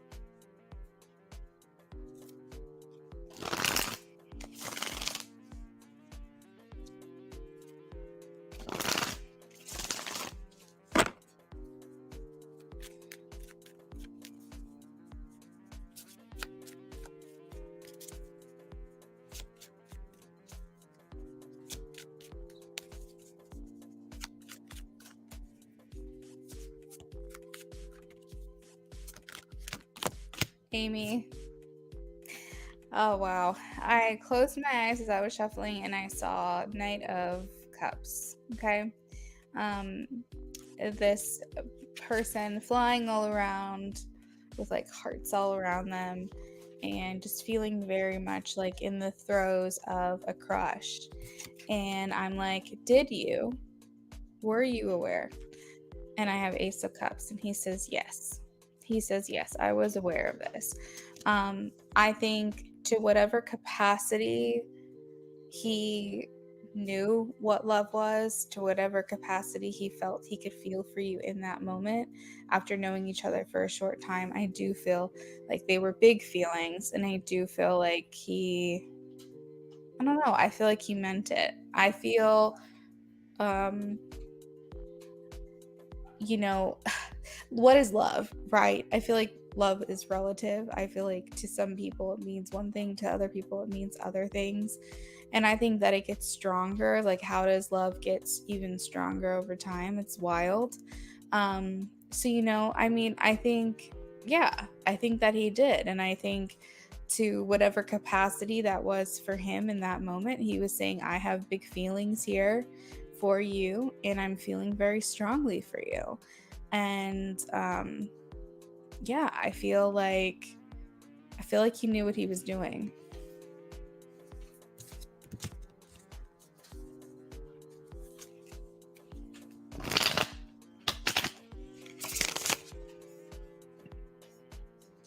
So let me know what we're doing for your mini, and I'll grab some paper messages for you too with that.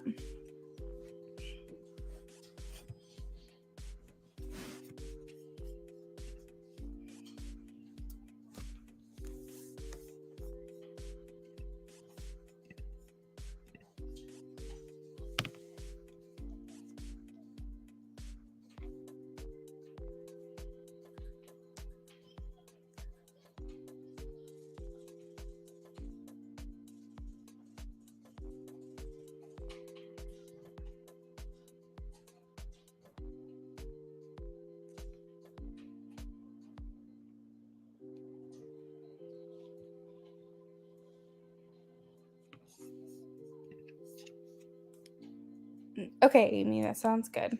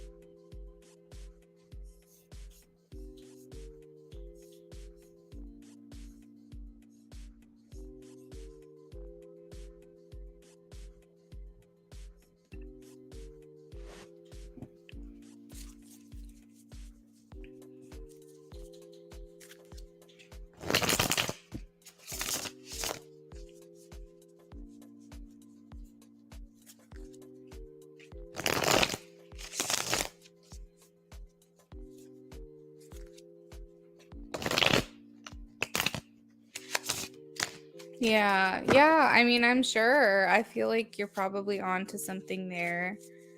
Um, I mean, besides him thinking that he loves you, I don't know. He could have just been feeling very like swelled up with yeah, that's what it feels like. It feels like he just felt his heart was swelled with like just love and happiness and joy in that moment. And I think maybe there wasn't actually extra thoughts there, but I'm gonna shuffle just to see. I felt like sometimes when you're just feeling love, it's a feeling. It's not really like something you're thinking about. Um, but I am kind of tapping into the sentiment right now. So I hear him saying, like, in those moments, he was excited for the present moment. He loved just being in the moment with you. And then I think it made him really excited to think about what the future could be, what you guys could have together. Because I think the main thing is he was saying, if I could feel these feelings already, if these are such big feelings for me, it can only get better than this, right? It can only get better than this. And I feel like he just, I don't know. I think it's hard to say that he had thoughts. I think it was more just like an expression. I think he was just feeling happy. He wasn't feeling heavy. He wasn't feeling sad. I think, okay, wow, that's actually a message. He was saying it wasn't what I was thinking in that moment. It was more about the absence of the other things that I was feeling. I wasn't feeling anxious. I wasn't feeling heavy.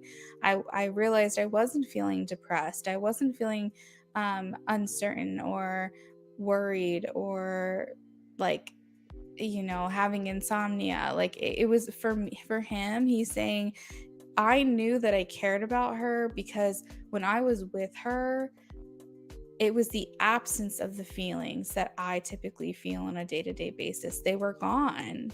These heavier feelings, these negative feelings, they weren't there. They weren't there in that moment. And I think that was like a big deal to him, that you kind of like silenced his brain a little bit. You kind of helped him get out of his head and be more present. I feel like that's kind of what I'm hearing. Come on, what else? Tell me anything else.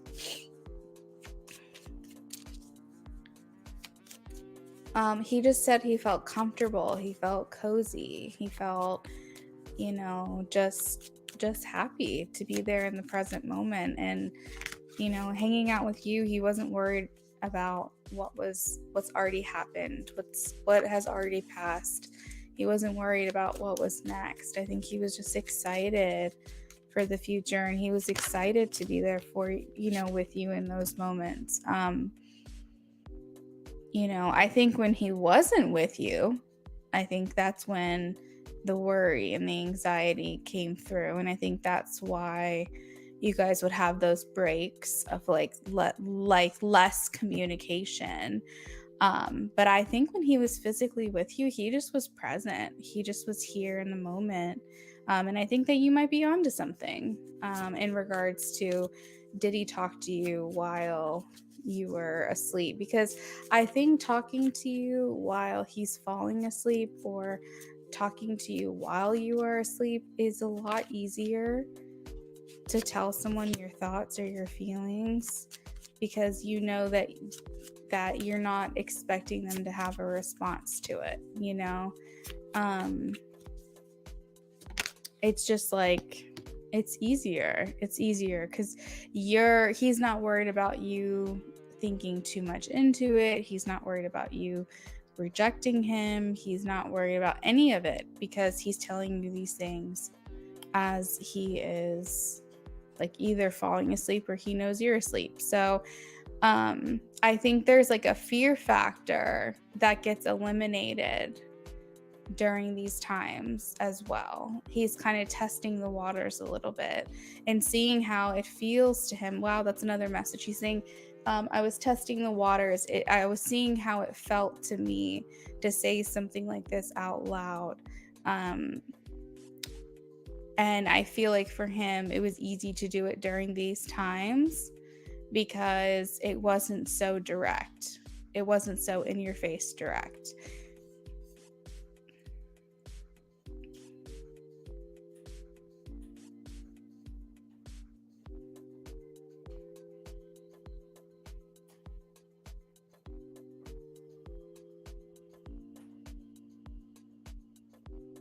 Yeah, exactly.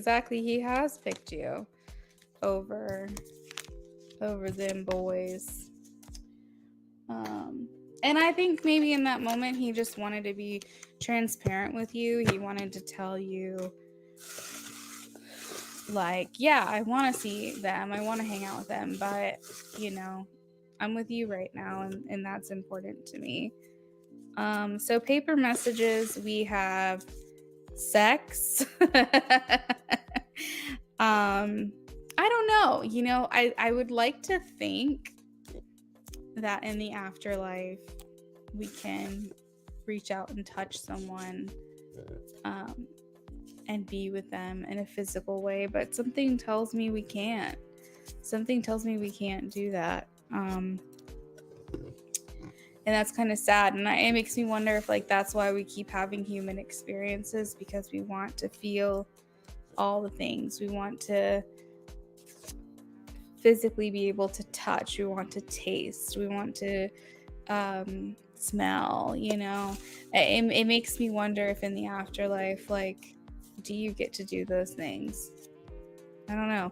Something makes me feel like you don't. But maybe you do. Maybe you do, and you know, it's just a different way.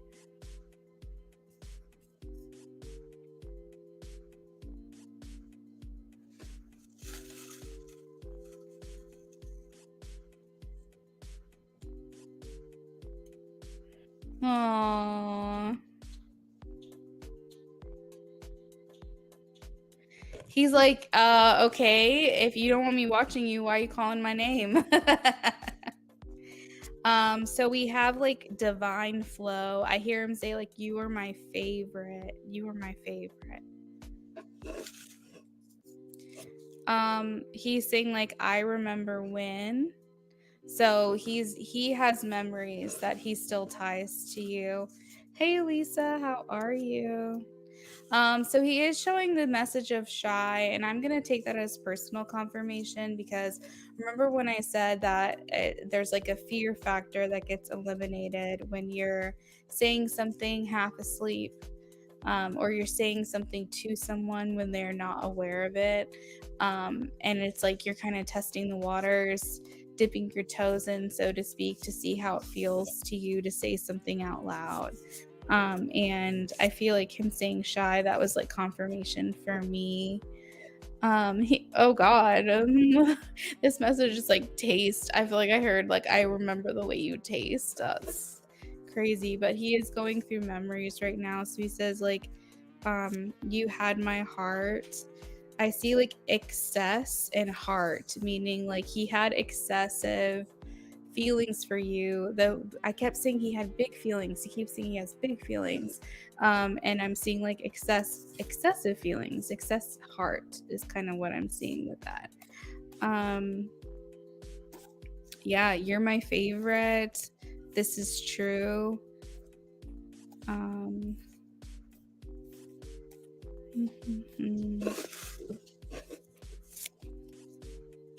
He says dancing, dancing. So I don't know if you're doing any dancing at home.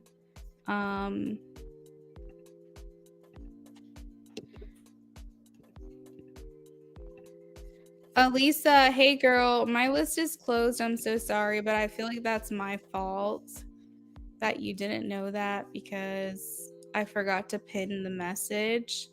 So I'm going to honor that for you, okay? I'm sorry. That I feel like that was my fault. So we'll honor it. You got one person ahead of you, Elisa. That's one person ahead of you. And then we'll be right with you, okay?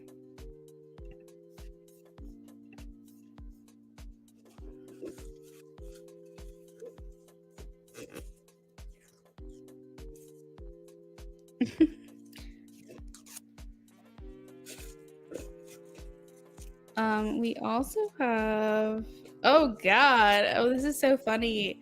I have body mystery or mystery body. And you know, I feel like he's saying like that body was a mystery to me, girl. That was a mystery. It's kind of reminding me of the song by John Mayer, "Your Body Is a Wonderwall." I think that's the song, and it's like basically talking about like I feel like he just had fun. He just had fun being with you and exploring things with you in that way. He says greed, meditates, watching. So I feel like the specific message I'm getting with that is that he feels selfish for wanting more time with you. Because he says greed, and I feel like he's saying like we didn't have enough, and like I feel like he's saying I wanted to be greedy with you, like I wanted you all to myself, I wanted more time together.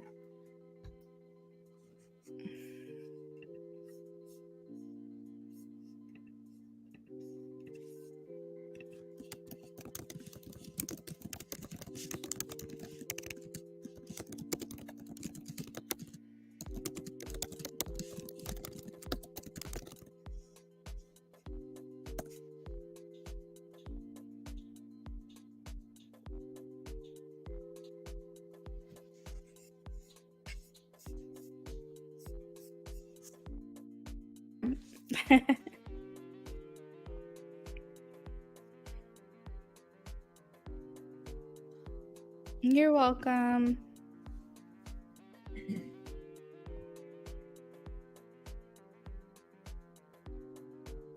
You wouldn't have minded if he was greedy.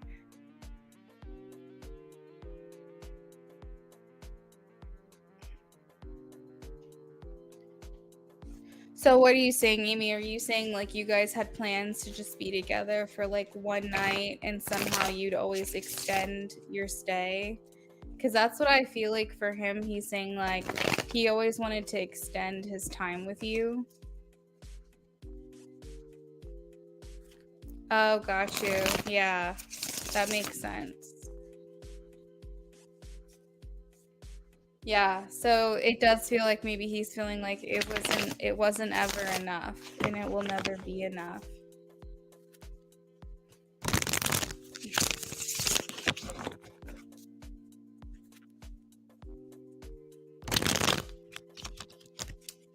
All right, so I am shuffling for Ray now. Ray, if you're here, feel free to check in with me, but we're going to go ahead and get started on your reading either way.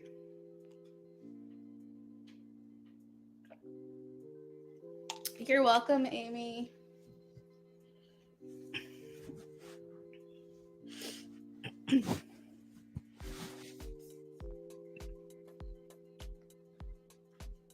Oh, sorry, I did not mean to put that on the screen.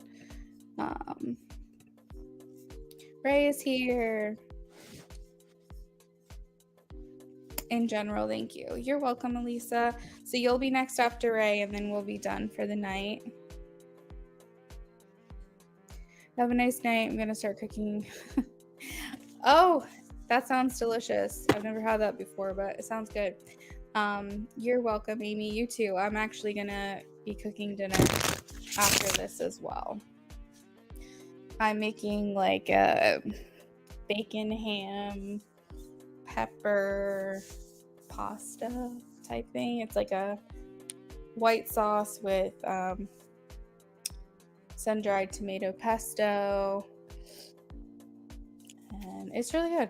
It's really, really good. I just made it up one day. It's the kind of pasta that I make if like I have a lot of vegetables that need to be eaten. Like if I have onion or pepper, green peppers, people like if mushrooms or whatever.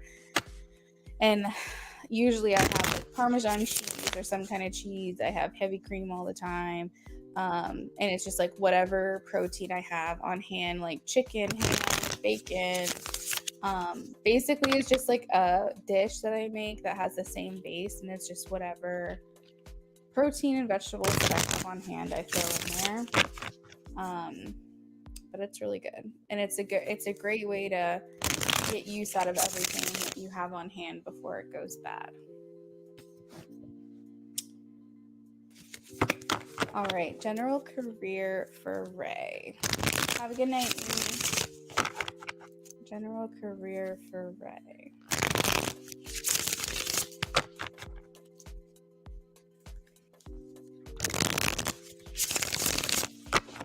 You're welcome.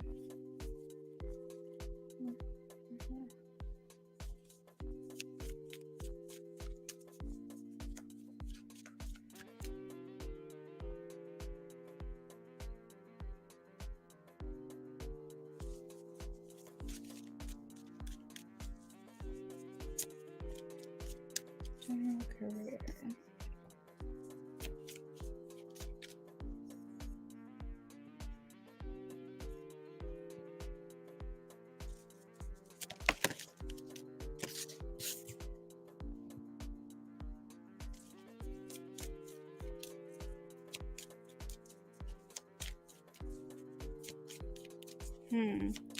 So Ray, I have the Seven of Swords, and this card kind of shows to me that like you may feel like you're facing a lot of obstacles right now. Like you may feel like the world is against you, or other people are against you, or there's like a lot of challenges in the way of a career that you feel like it just aren't maybe necessarily fair, or they're misdirected or misguided in some way. But the Seven of Wands says like I don't care what you guys throw at me, like I'm gonna make it through. And that's the energy I feel I see for you, is that like no matter what happens, you're going to be okay. You're going to get over this. The Seven of Wands talks about like overcoming a hardship or a challenge, and you're doing it just fine. You're doing it with grace. So I feel like if you're feeling a struggle, you're feeling a type of conflict here in this regard, I am seeing that, yeah, there's some negativity attached to you. Let's see, would you agree with the fact that you feel like there's other people that are trying to bring you down, or that you feel kind of like an outsider? I don't know, I'm getting like gossip, rumor, competition, or some type of like negativity. The devil is here. And so this can talk about feeling like a negativity is attached to you. Like, I don't know. Like, do you feel, I guess it's a good question to start. Do you feel like things are out to get you? Do you feel like when it comes to maybe career, you feel like it's just you haven't really been able to find your place? Because if you are feeling that way, I feel like the message here is just saying it's because that wasn't meant for you. You weren't supposed to be there, and I think, or you're not supposed to be there. You weren't supposed to be there. Or you're not supposed to be there. Um, they are toxic at my job. My teammate Erica and the man Devin, I'm trying to leave. Okay, because I just don't think this is a good place for you. And so maybe with this career reading is just like a message here of you're gonna constantly feel restricted. You're gonna feel, yeah, toxic is such a good word because the devil is here. Um, I feel like you're going to constantly feel like attacked, or that your life is difficult here in this place, and the messages that you need to get out. Now, I do understand, easier said than done. People can't always just pack up and leave. We have a job because we have a livelihood, and I get that. But if you needed any acknowledgement or confirmation here that your spiritual team is supporting you in this decision and saying, yes, you need to leave, you need to get out, I do feel like that's the message coming through. All right, so let's see. She's been putting in applications. What is the outcome? She's been putting applications. What is the outcome here?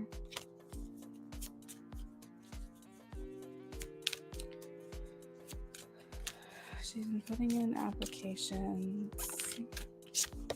Ooh, the Magician. Okay, they are saying that you can make this happen. The Magician says that you have all the power here. Or I guess like all the tools that you need to get yourself out of this place and into a new job. Seven of Pentacles. They like that you're investing the time and putting in this application. They are saying that this is going to pay off for you, so keep doing it. It's kind of like the more you do, the more your chances. It's math, but it's also like the metaphor of planting seeds. So, a couple seeds might fall like short, they might be duds, but because you planted the extra 15 seeds, you give yourself more of a chance to grow a harvest, to grow a tomato vine or strawberries or whatever. So I feel like Spirit is saying, like, definitely keep putting in that investment in applications. The more you do, the easier and quicker it's going to be to get yourself out of the situation. Love that. Love that for you. Leadership position. All right. Can you give me any other information in regards to this career?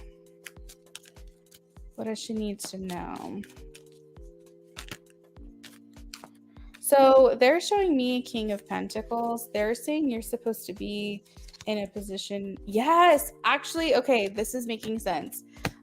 You said leadership. They're saying we love that. They have the Ace of Cups and the King of Pentacles, and they're saying this is where you need to be. You need to be in a place of leadership. You're meant to not have to.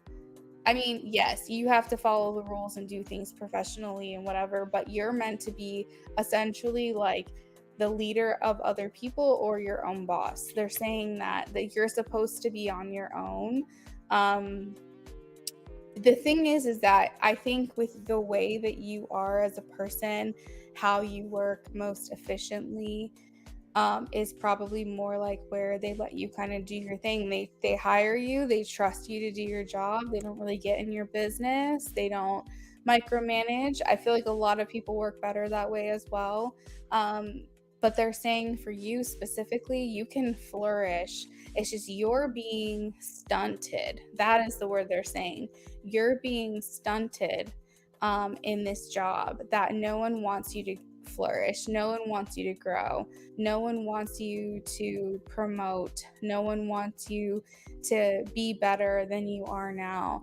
And that's what you're meant to be in a leadership position. You're meant to be helping other people like harness their skills and get more confident in their abilities. And you're not supposed to be sitting here smothered under this like pressure or this scrutiny. And so I feel like Spirit is saying, yes, yes, yes, we support you. Get those applications out there. This is the track you're supposed to be on. The reason why things are getting harder for you here, more complicated for you here, because you're not supposed to be here. So I hope that this gives you confirmation that you're doing the right thing. The only advice that I can see here is just apply, apply, apply. The amount that you're applying now, just as much more as you can do than what you're currently doing, do that. Because I feel like they're saying we want you to make sure that you have as many chances and opportunities as you can. Let's see. Will she get the one that she put in for? Will she get the one that she put in for? Something tells me I'm going to get a check back later. I don't know if I have an answer for you. Is she going to get the one that she put in for?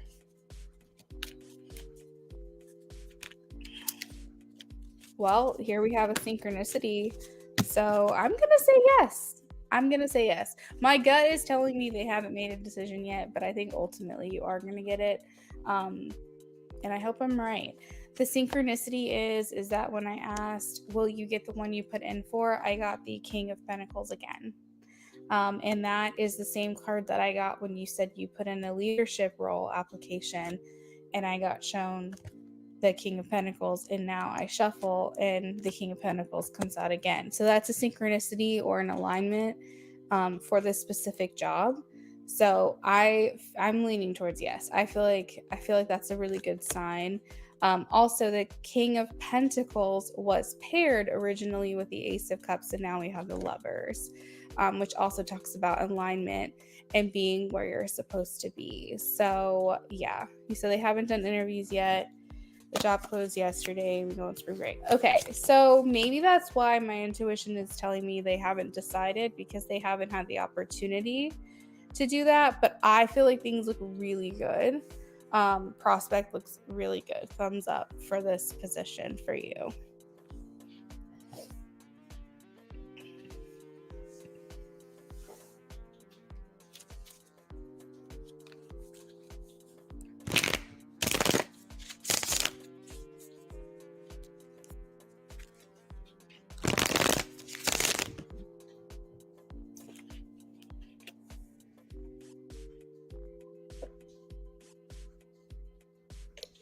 You're welcome, Ray.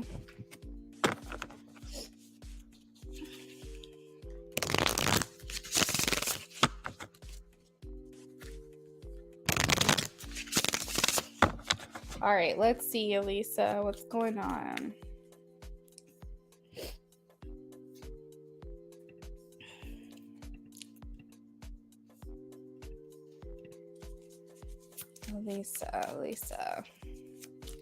Elisa and F.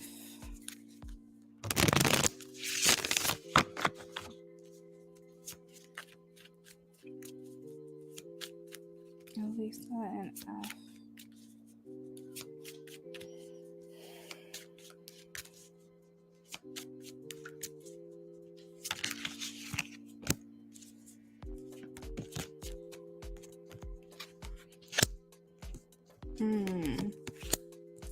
Interesting. Okay, we have the Hanged Man and the Six of Pentacles in reverse, which I typically don't read reverses. I usually have my cards upright, but if it falls out in a reverse, then I do take that message. God, this isn't good.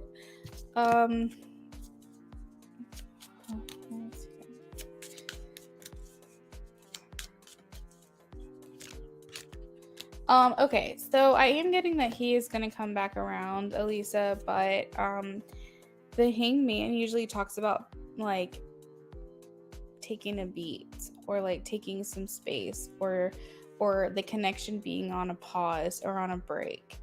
Um and then with the Six of Pentacles in reverse, it indicates that there's unequal effort here. Now, I do feel like you're challenging him in this because you're not putting in more effort if he's not going to put in more effort. But this is indicating that he is not putting effort into this relationship right now. He's saying like I'm taking a break from this, or oh, you want to oh, okay, let me see if he's communicating with someone else. Is he communicating with someone else? Lisa wants to know, is he communicating with someone else? Please show me a yes or a no. Is he communicating with someone else?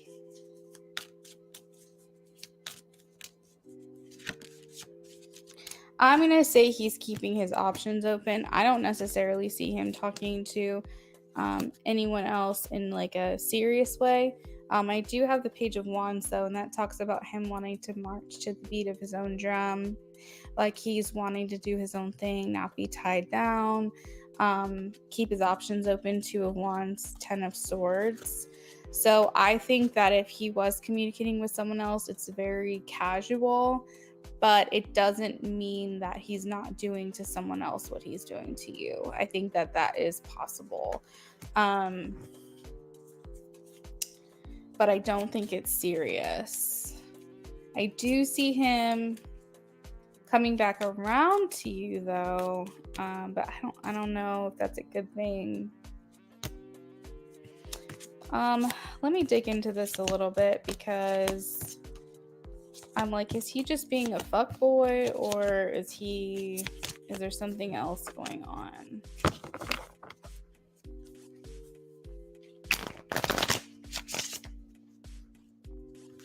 Because I'm like, does he just want something from you? Is he just using this connection to his benefit? Or let's see.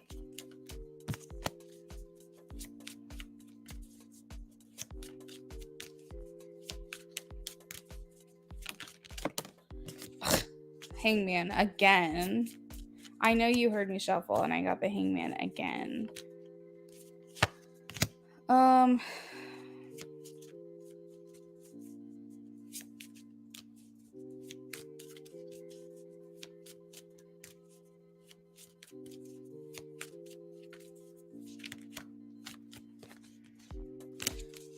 All right, does he have real feelings for Elisa? Does he have genuine feelings for Elisa? Does he have genuine feelings? Genuine and sincere, yes or no? Does he have genuine and sincere feelings for her?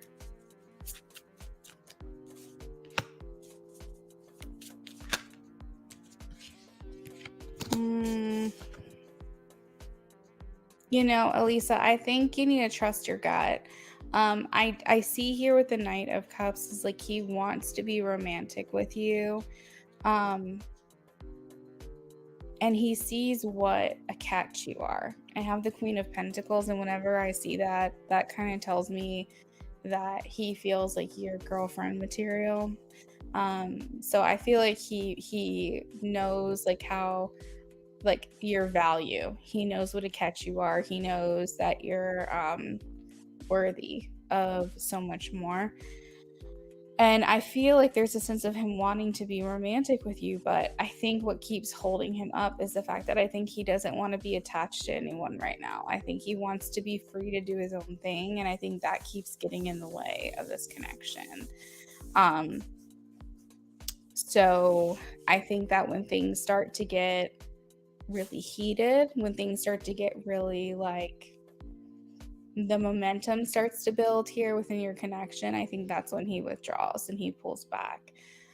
Because I think that he genuinely is attracted to you, he's interested in you.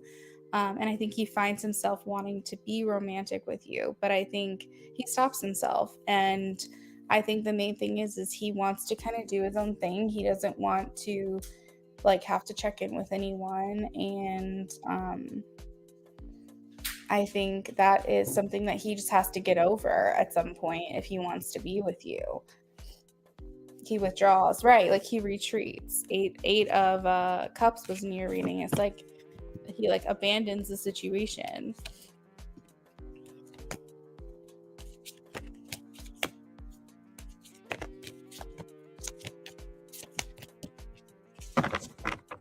So if it were me, knowing what I know, and if I were you, to me it would feel like this really can't go anywhere.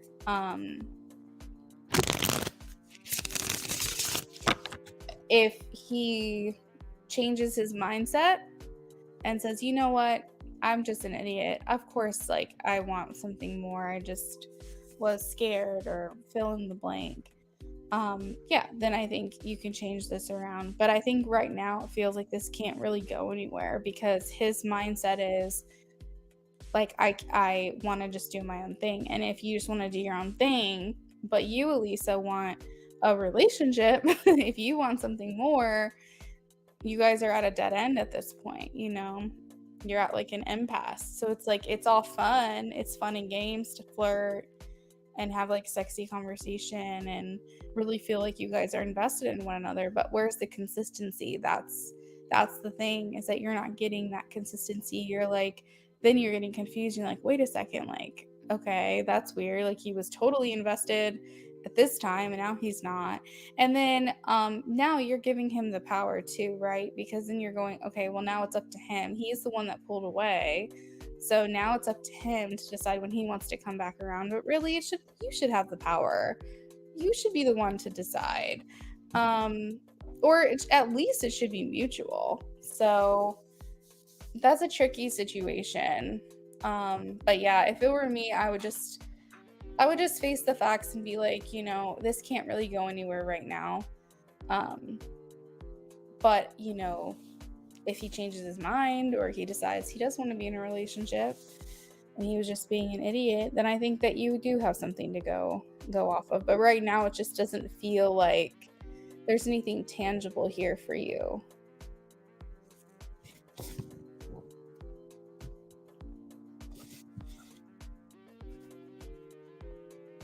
Right. So I know that he's going to come back around to you. So I know you'll be hearing from him again. But as of right now, his energy is fixed. So it feels like this is where he's going to be. Now, he could change his mind tomorrow, but I would never know that because until he makes that decision, I won't be able to see it. But for me, it feels like things are going to be this way for indefinitely. It feels like the energy is fixed.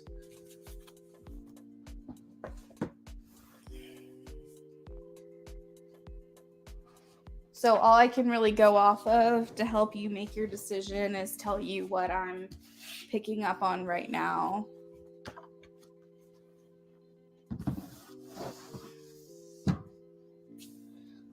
Yeah.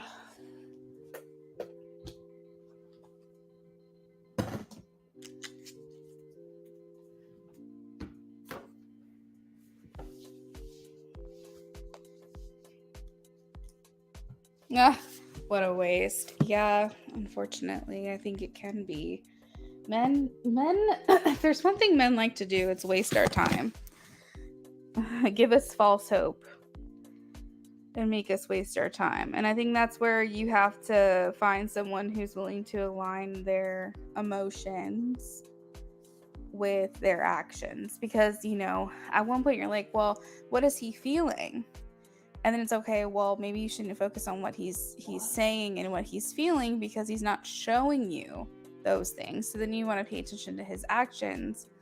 But then sometimes people's actions don't fully convey what's going on in their head. And so I think personally it's a balance. It's like you want them to tell you one thing, show you the same thing and feel exactly the way they're demonstrating. And when those three things can align, that's when you know you've really got something.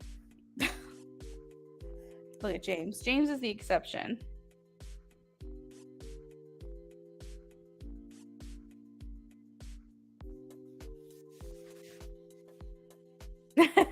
James is always the exception. But that's the thing. There are people. That's my point. My point is that there are men out there that are willing to think about you, show you that they think about you, and feel the way that they think, and they show you that they care about you. Like when all those three things come together, and there are men out there, and it's like we waste so much time on people who aren't willing to do those things. It's crazy.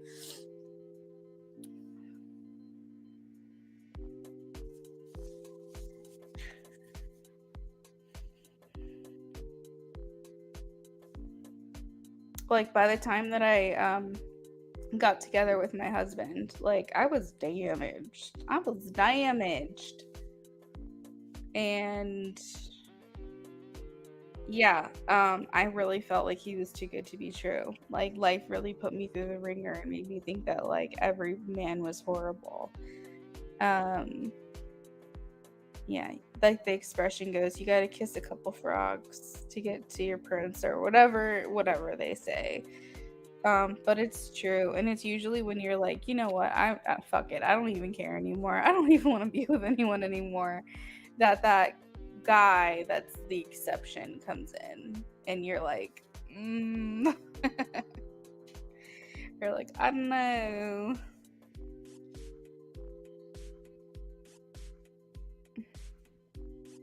They do exist. They're probably in your friend zone. Maybe they may be right in front of your nose, and you just don't even know. Luckily for me in my situation, it was never a friend zone. It was romantic right off the bat, for the most part. But there was a friendship there as well.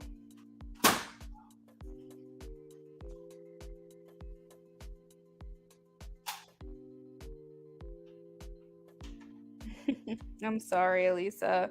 Never say never, but as sometimes we do have to kind of face the truth of it all too.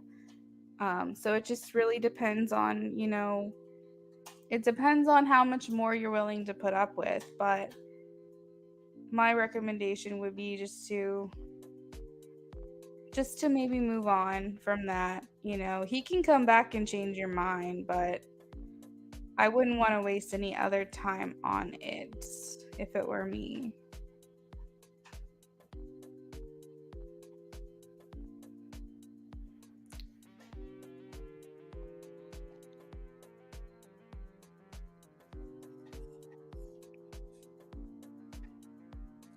James, I didn't know that you knew Patty that long. You never told me that. What the heck?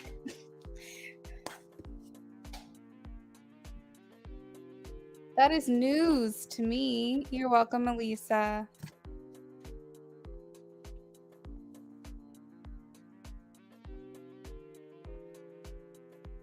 What the heck? Yo, you buried the lead on that one because I don't remember that. Or you may have told me, but it was like a long time ago. Oh my gosh.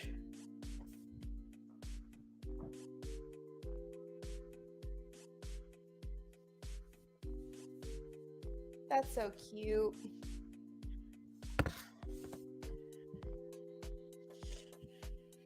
Yeah, I was gonna say you might have told me a long, long time ago.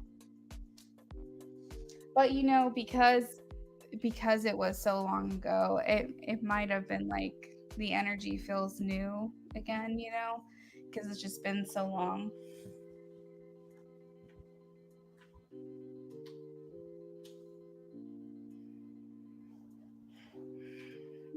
That's so sweet. Yeah, it's like a lifetime.